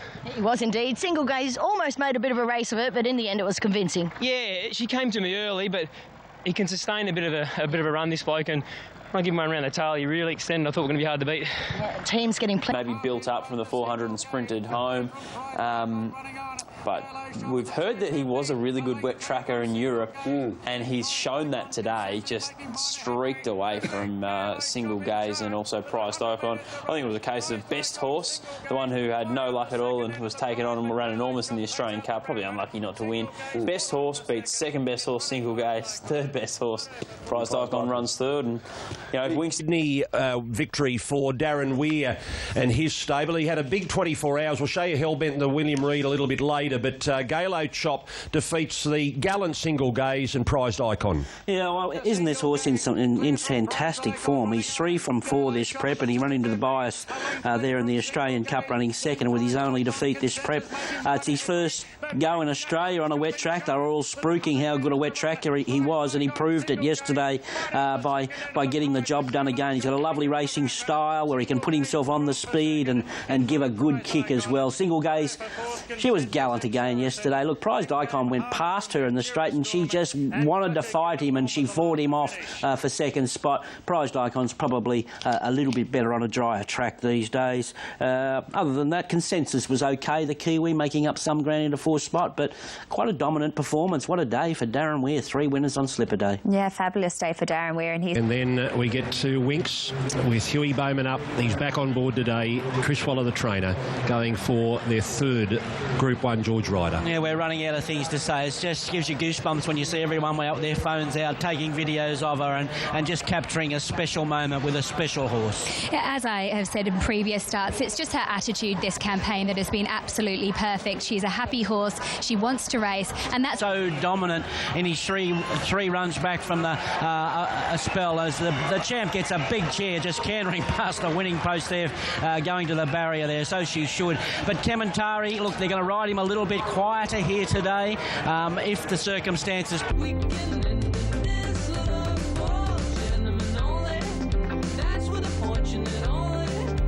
So Banzar now officially on Sky Racing 2. Funnily enough, Greg, over 7 figures invested on Winks today alone.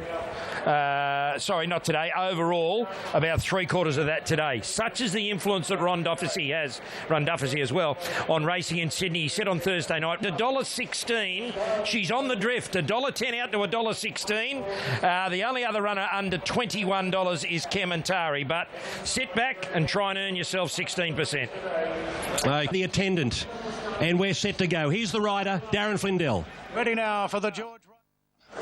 Gates open, they're off and racing, and Invincible Gem hopped out well. Winks has jumped midfield, and Invincible Gem's going to make the running from Happy Clapper second. Crack Me Up going to third on the inside of Kementari, Clearly Innocent, and Winks just settles back at the rear of the field on the outside of Clearly Innocent.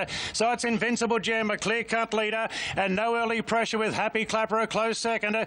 2 off to Crack Me Up, Kementari the outside. 2 further back to Winks on the outside of Clearly Innocent. So they've all found their positions going to the 1,000 metres, and Invincible Gem going well in the lead by 3/4 to Happy Clapper. Just getting a little bit closer now, the dual Group 1 winner, followed by Crack Me Up on the inside of the Lonhro Colt, Kementari. A length further back to Winks, and Clearly Innocent is back last. They've gone past the 800 metres now. It's Invincible Gem, a length and a quarter in front to Happy Clapper. So Invincible Gem ups the speed at this point. 2.5 further back to Kementari. Winks gets going on the outside from Crack Me Up, and Clearly Innocent last. Invincible Gem is trying to slip away on the turn. 2.5 clear from Happy Clapper. Here's Winks moving up on the outside, and Kementari. The Colt's trying to go with the champ. Invincible Gem 3 lengths clear from Winks, getting into her work now. She went straight past Kementari. Happy Clapper's running the big race today, but Winks moves up now at the 150. Heads off a game, Happy Clapper. Kementari gets going late, but Winks is edging clear for a world record of 17 Group 1s, and Winks wins it by 3/4 to Happy Clapper. And a game, Kementari. Crack Me Up in 4th, and Invincible Gem and Clearly Innocent. And now the world awaits the decision. Will the Equine Queen go over to meet Her Majesty? How are they ever going to beat her? Happy Clapper, he tried hard today, and he was almost equal to the challenge. Inside a length when they hit the line. And Kementari in 3rd spot, a sea of blue as they hit the line. Winks, Happy Clapper, Kementari. She's done it again, 24 in a row. Black Caviar's record of 25 awaits next start, but 17 Group 1s, a world record. And a deserved world record for an absolute champion as well. Wow, that turned into a contest there. 2nd and 3rd, that could well be your Doncaster Mile. Actually, 2nd, 3rd and 4th, that could be the trifecta in the Doncaster Mile. She had to work. He fought as brave as ever, Happy Clapper. Kementari's... No doubt you're very tired, but riding a world-class champion here, and that takes her, to 17 Group 1 wins, a world record holder. Yeah, look, it's just incredible. I'm not as tired as I was after I rode Prize Icon, Bernie. She's a bit more comfortable, but it was a bit of a tactical race. There was no pressure early, and I actually never went in behind Brenton because I could just feel I was getting away from their high-class horses, and what I've never done is treated my opposition with disrespect. I've always treated them with the respect they deserved, and Happy Clapper is a supreme athlete, and look, this mare's just better than them, but if I set her the impossible task, she wouldn't be able to do it, and I have so much confidence in her, and she gave me such a thrilling feeling, as she did everyone watching, and I could feel the crowd erupt as we went to the front at the 200, and a world record. What a special horse she is, and so grateful to be her jockey. For these thousands. You're a great horse. My pony. A massive crowd at Rosehill Gardens to see a champion. Some seeing her for the first time perhaps today in the flesh.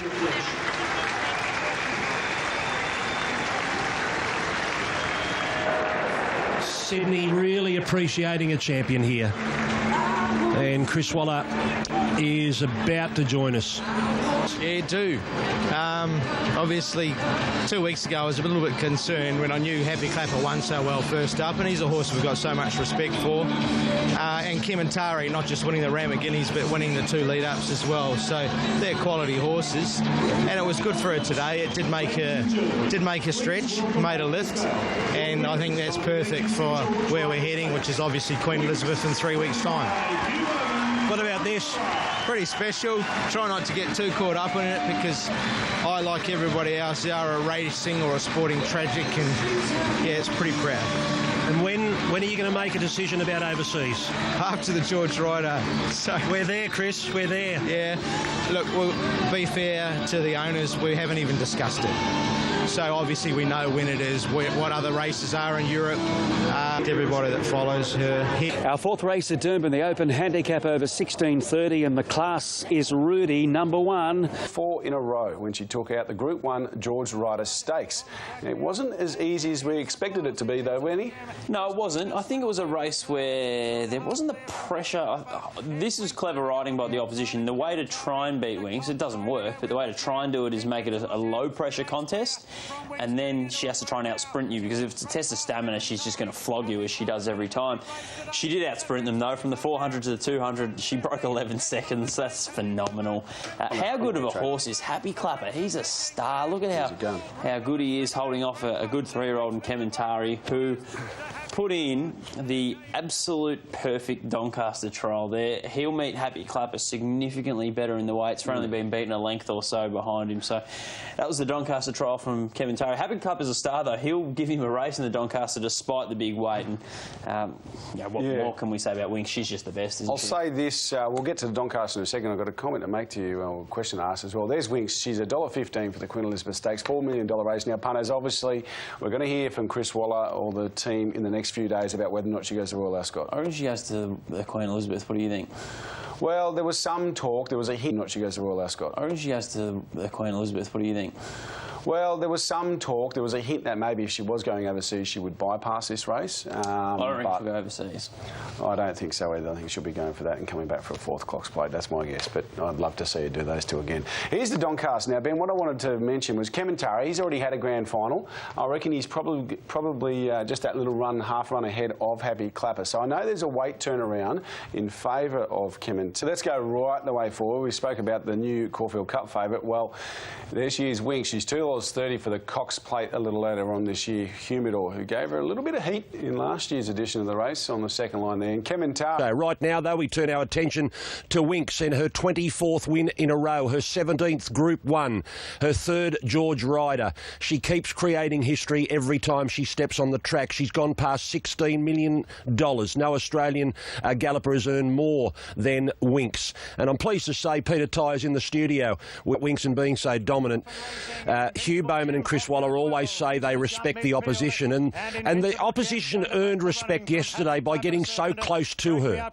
Well, they're good horses. The opposition are dead set good horses. We're talking about this is more or less all the favourites for the Doncaster Mile. We're talking about here. There's no slow coaches here. She covers ground. She's wide, no cover the whole race. It was a tactical battle where Invincible Gem slowed up. It was going to be they've run the fastest figures all day by a space. She's come home personally, I think in 33.5 or something. I think they've come home 30 from the leader to the winning post, 34.06. They've come home in here. The next closest to that all day would be nearly 36 seconds. The effort when you look at it on paper is unbelievable. She's absolutely low flying, this mare. I would go as far to say she's going as well as ever. But she's getting her preferred surfaces at the same time. There's no doubt that she just eats up these soft tracks. But she was very, very good again. Look, Happy Clapper's low flying. He's a live wire Doncaster Mile hope. Kementari, a deserved favourite for the Doncaster Mile. He dropped significantly in weight, and even Crack Me Up's gone well here.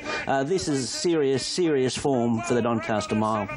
She was amazing. I guess just one point I would like to make is the change of tactics on Kementari. We all thought that he would land a little bit closer in the run, and they decided to ride him with a bit of cover. I thought that was just interesting tactics. I know they're saving him for a Doncaster, but it would have made it even more interesting running down a 3-year-old that can reel off those types of sectionals. Yeah, a bit of talk about that at the course as well. It's more or less saying, well, this is the run we've got to have before the Doncaster, and we're not going to give him a gut buster and hunt him up outside the lead. Look, I don't know about that. It wouldn't have been a gut buster for him going forward in that race. It was a walk in the park early. So, yeah, I see where you're coming from.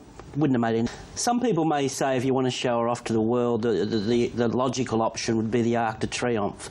You got France, everyone's desperate to see her back at 1.5 miles. You got soft tracks in France, and if she won an Arc, she would be regarded as the greatest horse in history. Yeah, and then Ronnie, I know that sounds good, but if we took her there and she failed, we'd be regarded as the biggest mugs in history. So that's the weighing up, is anything else. Yeah. Has she been on a plane before? I don't believe so. I think she's only travelled by road. She's only gone between Sydney and Melbourne, and well, Brisbane, when she raced early on, but he's never flown her anywhere, I don't think. That's interesting. Good on you, Pete. Thanks for coming in, and we'll talk again soon. Hopefully, yes. Hopefully we will. Thanks very much. And Slipper, and what a Group 1 it is. It's the Sky Racing Rosehill Guineas, a big field, capacity field. Darren, what a great race we're looking forward to. Look okay. I don't think they're quite up to the level of previous years. I'm rather surprised at the price being offered about Ace High now, $7 plus there. That seemed to be a very attractive quote for a horse that's done nothing wrong. Drying. This is the Sky Racing Rosehill Guineas, and there are 6 Kiwis here, 5 of them making their Australian debut, including Endowment Brass. At huge odds, yes, with Damien Oliver doing the steering. It's our top selection. Ran a cracking race in the New Zealand Derby, ended up running 5th. And at the big price, I thought we'd have a shot at the stump. So 12 on top. We've got to be a bit wary of these Kiwis. They've won 4 of the past 7 Rosehill Guineas, Dave. Yeah, and it's funny you mention that because there's been some cash around for Mission Hill each way with tap. We're set now for the Sky Racing Rosehill Guineas over 2,000 metres. D'Argento, the post-time favourite. And we're just about set. Vin de Dance a bit restless. Drawn gate 2 on the outside of Cliff's Edge. Just waiting for the side to release them. He does so now. They're off. Mongolian Conqueror gets back with Chaonic and Age of Fire in the early stages. And Villamont and Cliff's Edge won the starter. Ace High's put right up on the speed, getting past Furor. Then came Vin de Dance. A few of these are coursing deep. Condor and the Lord Mayor going for better positions. D'Argento lands about midfield early from So You Win. Villamont's cast pretty deep. Mongolian Conqueror going forward together with Main Stage, Mission Hill, Age of Fire, Chaonic. Then Capital Gain and Tangled from the outside gate as last. Cliff's Edge found the front. Condor got across into second and neck off the lead. Then came Ace High. Villamont next being restrained with Vin de Dance railing through into 4. So Villamont back to 5th. Then the Lord Mayor the outside. They're followed after 2 lengths then to Williker on the inside of Furor. And the favourite D'Argento's caught 3 wide at the 1,200 metres. Then came Age of Fire tugging along on the inside of So You Win. Mongolian Conqueror deeper out. Further back to Mission Hill. Then came Chaonic. Endowment's cast deep from Main Stage. Capital Gain and Tangled is the last one. They've got 900 metres to run. Cliff's Edge the front runner by a half length on Condor. Ace High is stalking the leaders 3rd. Then came Vin de Dance. A half to Villamont from the Lord Mayor. Then came to Williker midfield the fence, followed by Furor and D'Argento. Not having much luck in the run, but a few of these cast deep in the big field. Then came Age of Fire. Further back to So You Win. Mongolian Conqueror, Mission Hill in a tricky spot. Further back to Chaonic. Endowment dropping out from Main Stage. Then Tangled and Capital Gain the last one. They race up to the turn. And Cliff's Edge coming well away from the rails. England makes his move on Ace High. And Ace High moves up to Cliff's Edge. Villamont's running on. Back to the inside as Vin de Dance. Then came Furor and D'Argento down the outside. At the 175, Ace High in front. D'Argento the outside with Villamont. Cliff's Edge fights on. So does Vin de Dance. Grandstand finish. D'Argento on the outside. Swept to the front from Vin de Dance. And it's a favourite's victory. D'Argento beats Vin de Dance. Tangled from well back, ran 3rd in front of Furor. Then they'll queued up. Cliff's Edge, Ace High, Villamont, Mission Hill, Mongolian Conqueror. Back towards the inside, Capital Gain. Then came Age of Fire from the Lord Mayor, Chaonic to Williker. And So You Win. Back-to-back Group 1s for Hugh Bowman and Chris Waller. D'Argento wins the Rosehill Guineas, the grey. Too Good for Vin de Dance, the New Zealand Derby winner, runner-up. And Tangled, another one for Waller over on the inside. Furor, most unlucky, got chopped out at an important stage of the race will recover to run fourth, and then you've got a wall of them. Cliff's Edge, Ace High, Villamont, Mongolian Conqueror and Mission Hill, and then Capital Gain. Yeah, we'll have to have a few looks at that. He got into a beautiful spot there, 3 deep with cover. He just got a bit of a prat on the point of the turn when everything wanted to come out on the turn here, but he ends up winning, and it'll be interesting to see if Chris wants to head on to the Derby. Why wouldn't you after that? He's won with a touch of authority. Look at Furor trying to burst through there. He may have well been a very, very unlucky. Tangled is the one that made ground on the inside, so maybe you can make a case that might be the place to be, just making up a little ground there if they want to overdo it, these blokes out wide. Vinderdance had every opportunity, but I think we'll have to replay this race a few times, but you had to be impressed with the one. A long time, and, you know, I think I cost him the Hobartville by being a little negative out of the barriers, but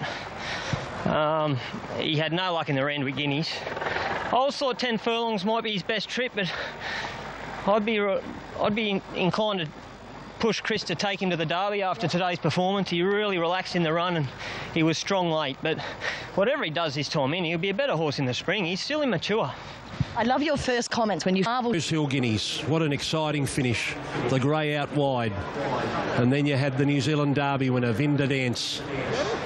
And a wall trying to chase the unlucky Furor, 8-2-6-15. I'm a very lucky man to be training some great horses.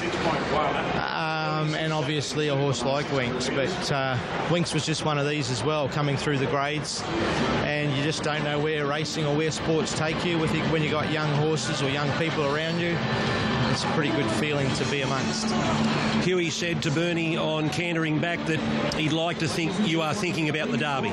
Did he? What, because he won't be able to ride the weight in the Doncaster, is that why? Maybe. He's pretty... What do you think? He's a pretty quick thinker, that Hugh Bowman. When they offer advice, Chris, it's normally because they've got something in their head about weights. Yeah. I had serious doubts about him getting 2,000 metres because I've seen the brilliance that he's got. You don't normally see a brilliant sort of sprinter miler that I thought he was prior to the Randwick Guineas, where he had no luck, come out and be dominant in the Rosehill Guineas after being 3 wide. So I've got to reassess that. He obviously can stay and work out from a Colts perspective where's his best value. Is it a Doncaster, so he can show off that speed and the milers. 6:15 take note after the protest upheld at Rosehill. Obviously wins this race. There's some talk he could come back to the mile of the Doncaster. Ben, there was a protest in this race, fourth v second, fourth being Furor in the Australian Bloodstock colours, trying to get through towards the inside there. Outside of Cliff's Edge. Just to the inside of Cliff's Edge. Yeah. And to the inside of Furor is a horse, Vinderdance, who he protested successfully against. Yeah, and I think he certainly would have finished second. May have made things interesting with D'Argento, who was really impressive, up to 2,000, gets that all-important Group 1. Do they head to the Derby? Do they drop back in trip to the Doncaster? Not sure which way he goes. I think he'd be a terrific chance in a Doncaster, dropping back in distance. I like that 2,000 back to 1,600, particularly if it's going to be a wet Doncaster. Then it can really play into a horse's favour. Can one of these horses, Villamont's another one. I was keen on Villamont. We both sort of were semi-keen on him today. Was he a run short, being third up at 2,000 metres? Is he maybe a miler? I think he's a miler. He was beautifully ridden today by Blake Shin. He had every chance. Yeah, he could. I don't think he can win a Doncaster. Is there a Carbine Club or something around for him? He might be able to win a race like that. But Swaller, and I think we expected a pretty good race here, guys. We had a big field. We had New Zealand Derby form. We had Randwick Guineas form. And it didn't disappoint, but it got a bit keen and willing there at the finish. And this horse was backed as if unbeatable, D'Argento. He was one of the best goes of the day, and he just got hampered a little bit there at the top of the straight. He's raw, he's green, he's good. I think he's very good. Chris Waller's got lots of decisions to make, and here's another one. Do they go to the Derby with him now, which I thought maybe you was thinking he'd run a Derby distance. Chris was thinking before this race he was worried about him at 2,000 metres and thinking he was more like a Doncaster horse there, but they have got decisions to make. There was trouble here in the straight Lizzie, where this horse run into the protest involving Furore here, who looked a little bit unlucky. Yeah, there was a protest and it was upheld as well, so that promoted Tangled up to second placing in the Rosehill Guineas. There was also a suspension out of that. Johnny Allen received a suspension from the race, but it was a great performance. Tangled was the biggest improver, I felt, coming into the Rosehill Guineas. His runs had been okay and he was really peaking, so he's probably heading forward to a derby, you would suggest. Yeah, he was a much improved run there, there's no doubt about it. Vinda Dance, the Kiwi, did okay there as well. Cliff's Edge battled away. Look, I want to give Ace High another chance. I don't think he's a wet tracker. He did a bit of work, he got caught on a limb, and I still think he's a live wire derby chance. OK, let's go and... Still immature. Tangled? Took my head off to the horse. Didn't handle the track one bit and ran third. I reckon he's probably the run in the race. Truly won from the outside. It was huge. I reckon he can chance the derby. Brenton Abdallah, Furore? Yeah, he ran terrific. A bit stiff probably not to finish right there. He just got chopped out of it halfway up. Jason Waddell, Vinda Dance? Yeah, he ran super. He was a little bit fresh 3 weeks between runs, but well on 2 weeks' time, he'll be spot on. Johnny Allen, Cliff's Edge? Yeah, look, he tried hard. Just going right-handed was a little bit new on him and he got a little lost around the home corner, but look, he battled hard and tried his guts out. Ty Anglin, Ace High? Yeah, he went well. Listen, we drew an awkward gate. We sort of got over to a position where we wanted to be, but because they went steady, I was caught 3 deep, so it just showed late. Damien Lane, Mission Hill? Yeah, he went great. Settled well early and really charged the line. Good derby trial. Opie Bossum, Mongolian Conqueror? I thought it was a good run. Looking for a derby trip and probably a better track as well. Lake Shin, Villamont? Yeah, Villamont ran super. He a bit suspect in the ground, raced a bit keenly early, presented to win, but just got found out late. Very nice horse. Kira McAvoy, the Lord Mayor? Got a nice spot with some cover. He just stayed on. He was one pace in the run home. You'd like to think that Randwick and mile and a half is going to suit better. Mark Stara, Main Stage? Yeah, look, thought he'd clear the line better. Luke Curry, Condor? Yeah, it was okay. Got bumped around a little bit in the straight and then weakened. Zach Purton, Chaonic? He struggled in the ground. Craig Williams, So You Win? I thought he acquitted himself quite well against that opposition at set weights. And D'Argento swaying one way or the other, Doncaster Derby. Did the Derby picture become any more clearer, Duff? No, I don't think so. It's an even derby there. I don't think Lover will be running. I'm hearing that they're just concentrating on the Oaks with her. Will a filly have a go at the derby? Because the fillies look a little bit better than the Colts, although it'll be interesting to move what Chris decides after those interviews where Huey says, I want him to run in the derby, and Chris is sort of second thinking. He doesn't know what he wants to do. Yeah, he looks so brilliant, though. Of course, that's coming up in 2 weeks. Slipper candidates coming down the race here in front of a massive crowd at Rosehill Gardens. Let's go to Darren Flindell, who's set to call another slipper. What's your top pick? Yeah, I've gone with Written By. I think he just maps well, ticks a lot of boxes here, Written By, and what looks a very complicated slipper this year. I really like the way that Santos levelled out in his trial on soft going. It hasn't panned out that way. And Oohood with the blinkers on, I think she could be a sharp improver, but Written By is my on to the side of Bairnsdale. Sure, Marto. 5-2-10 and 1 our numbers, so on top performer ahead of Santos, Sunlight and Written By. Right. Late mail, Ron Duffy. 5, 3, 1 and 10. I'm with performer here. I'm hoping the confidence Hugh Bowman can go into 3 Group 1s in a row here. He needs a good ride from that awkward draw, but hopefully he can find a back, peel off, and I think his strength will come into play. I'm respecting at the big odds El Merton, the unbeaten colt. The other unbeaten colt is Written By, who maps so beautifully here. Slipper of 2018, the Longines Golden Slipper, and we're all set. Stand by. Performer lunge to the gates. They're off and racing down. The slipper. Quifilla's back last. And Esther Jarb flew with the lead. She's going to lead. Sunlight is poking through together with Written By and Sandbar as Esther Jarb's trying to cross the leaders. Followed by Sizzling Bell. Then came Santos from F Troop behind them.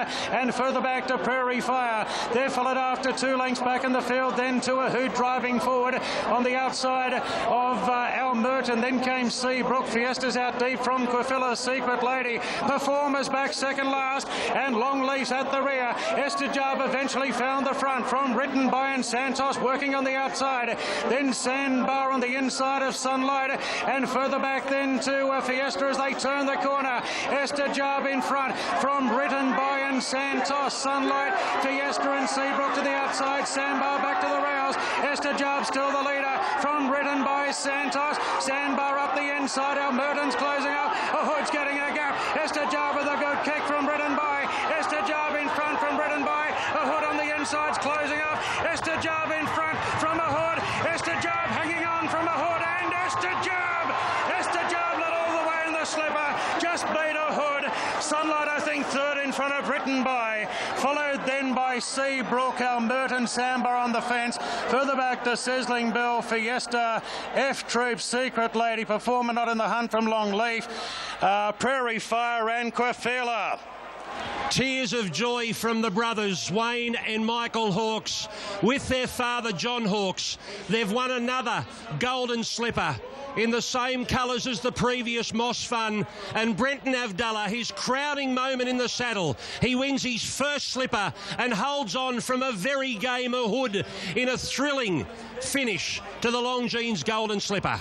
It was all about the girls there, and it was Esther Jarb. He just took no prisoners. He had confidence in that filly Avdulla.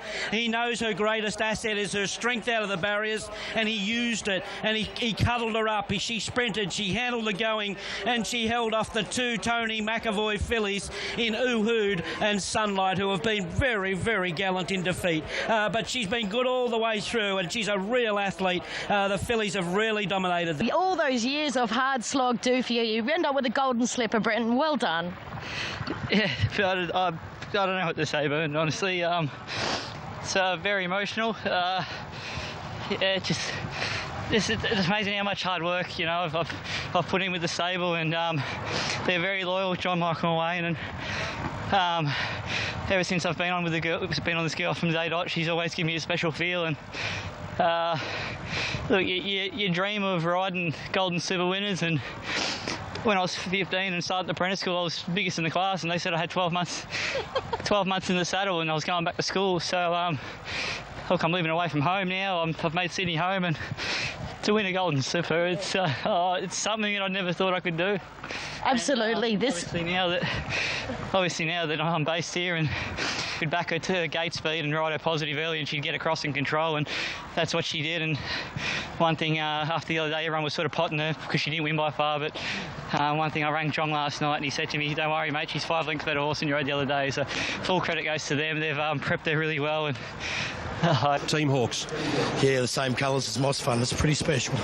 You and your brother embraced after the race. You were very emotional when Moss Fun won it. That was your first, but she's done it tough today. Excuse me. Yeah, she did, you know, like she drew the outside barrier.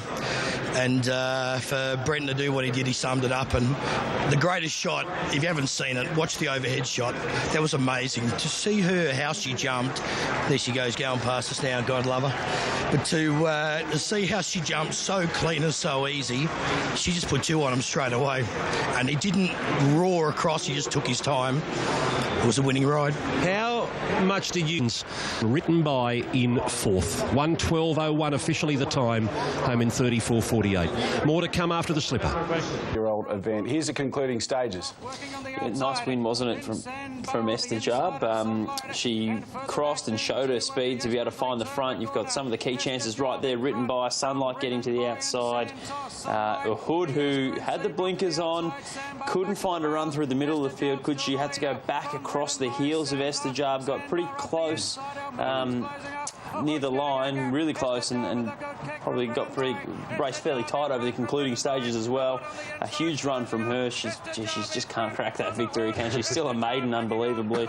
Nice size trial from Seabrook out wide as well. So, you know, 4 or 5 of the big guns are all there across the line, and Esther Jarb was just brilliantly rated in front from Brenton Avdulla. And of course it was Hawkes Racing's first victory in the race since Moss Fun, I think, in those colours in 2014, on that occasion ridden by James McDonald, who of course returns from suspension in the next few weeks. But big win there to Esther Jarb and Uhud, a big mover in size produce markets. All right, before that, the superstar herself, Winks, made it. She's a princess.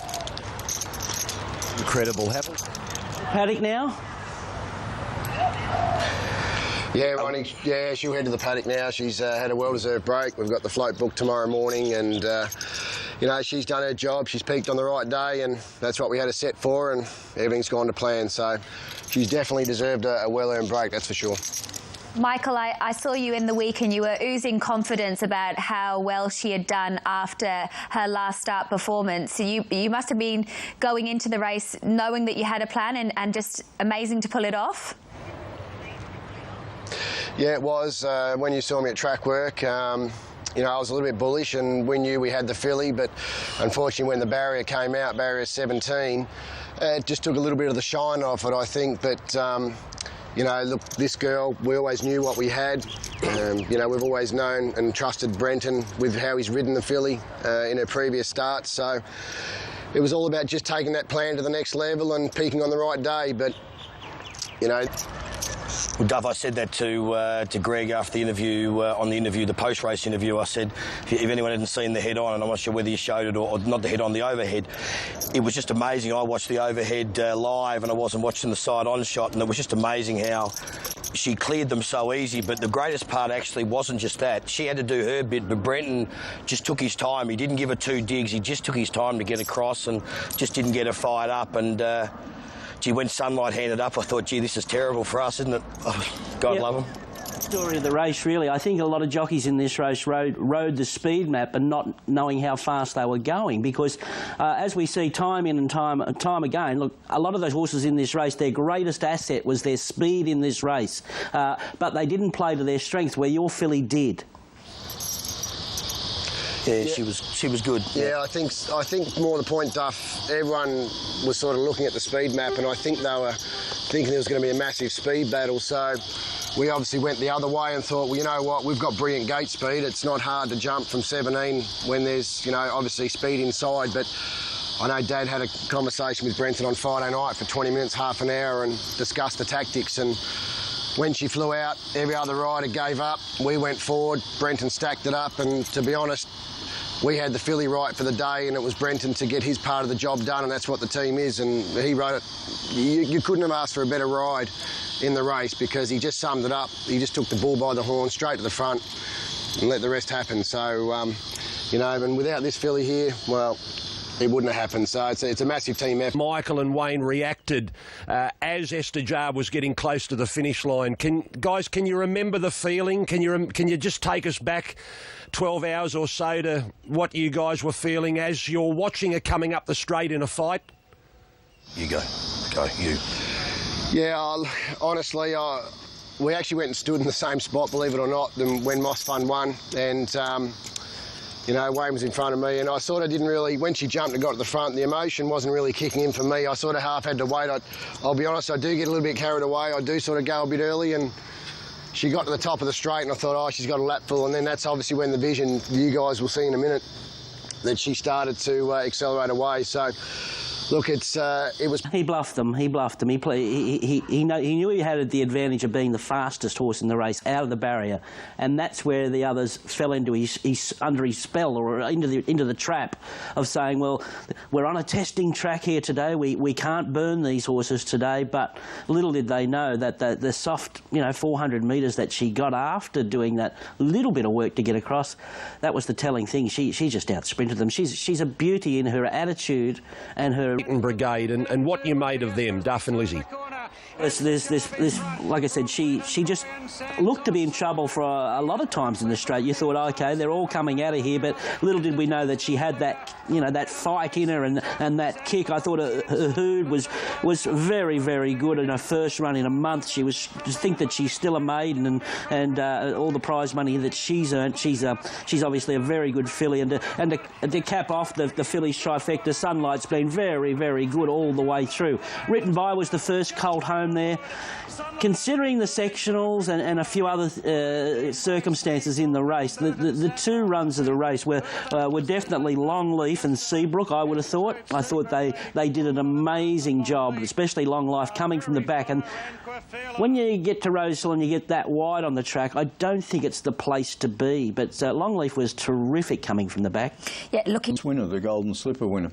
When fillies or mares snag a Group 1, it just multiplies their value many times. And, yeah, let's hope she can do it. Maybe it's this race, maybe it might be the next race. For the time being, I've got her on top. We'll go 3, 2, 1 and 10. And she's coming out of an excellent... He hasn't in. There's Ball of Muscle with Jason Collett, drawn the rails. And they're loading up. As you can see behind the gates, it's definitely raining over there in the back straight.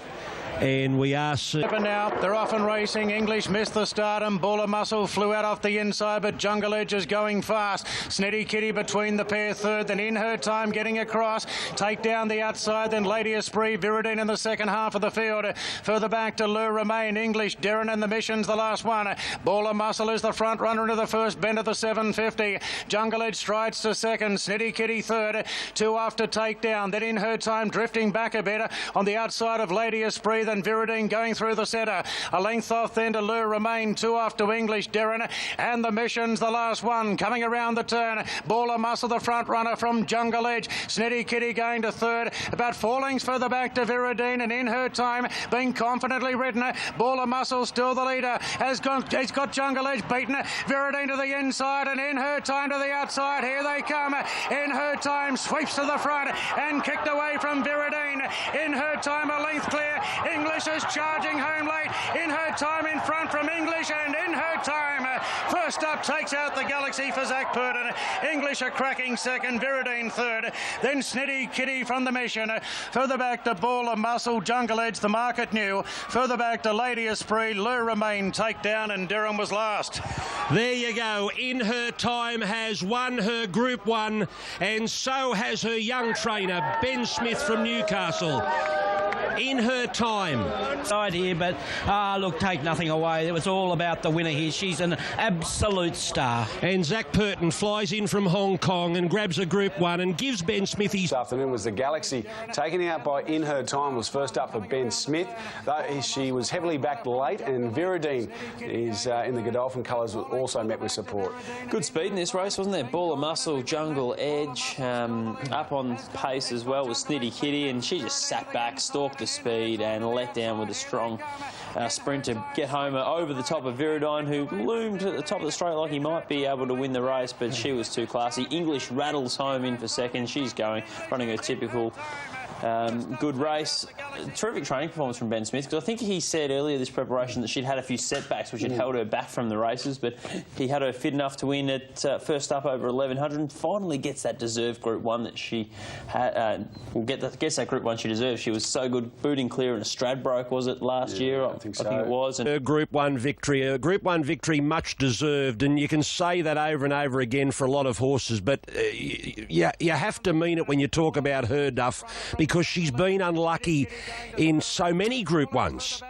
She certainly has, and she's just learned how to handle wet tracks now as well, so she's ticking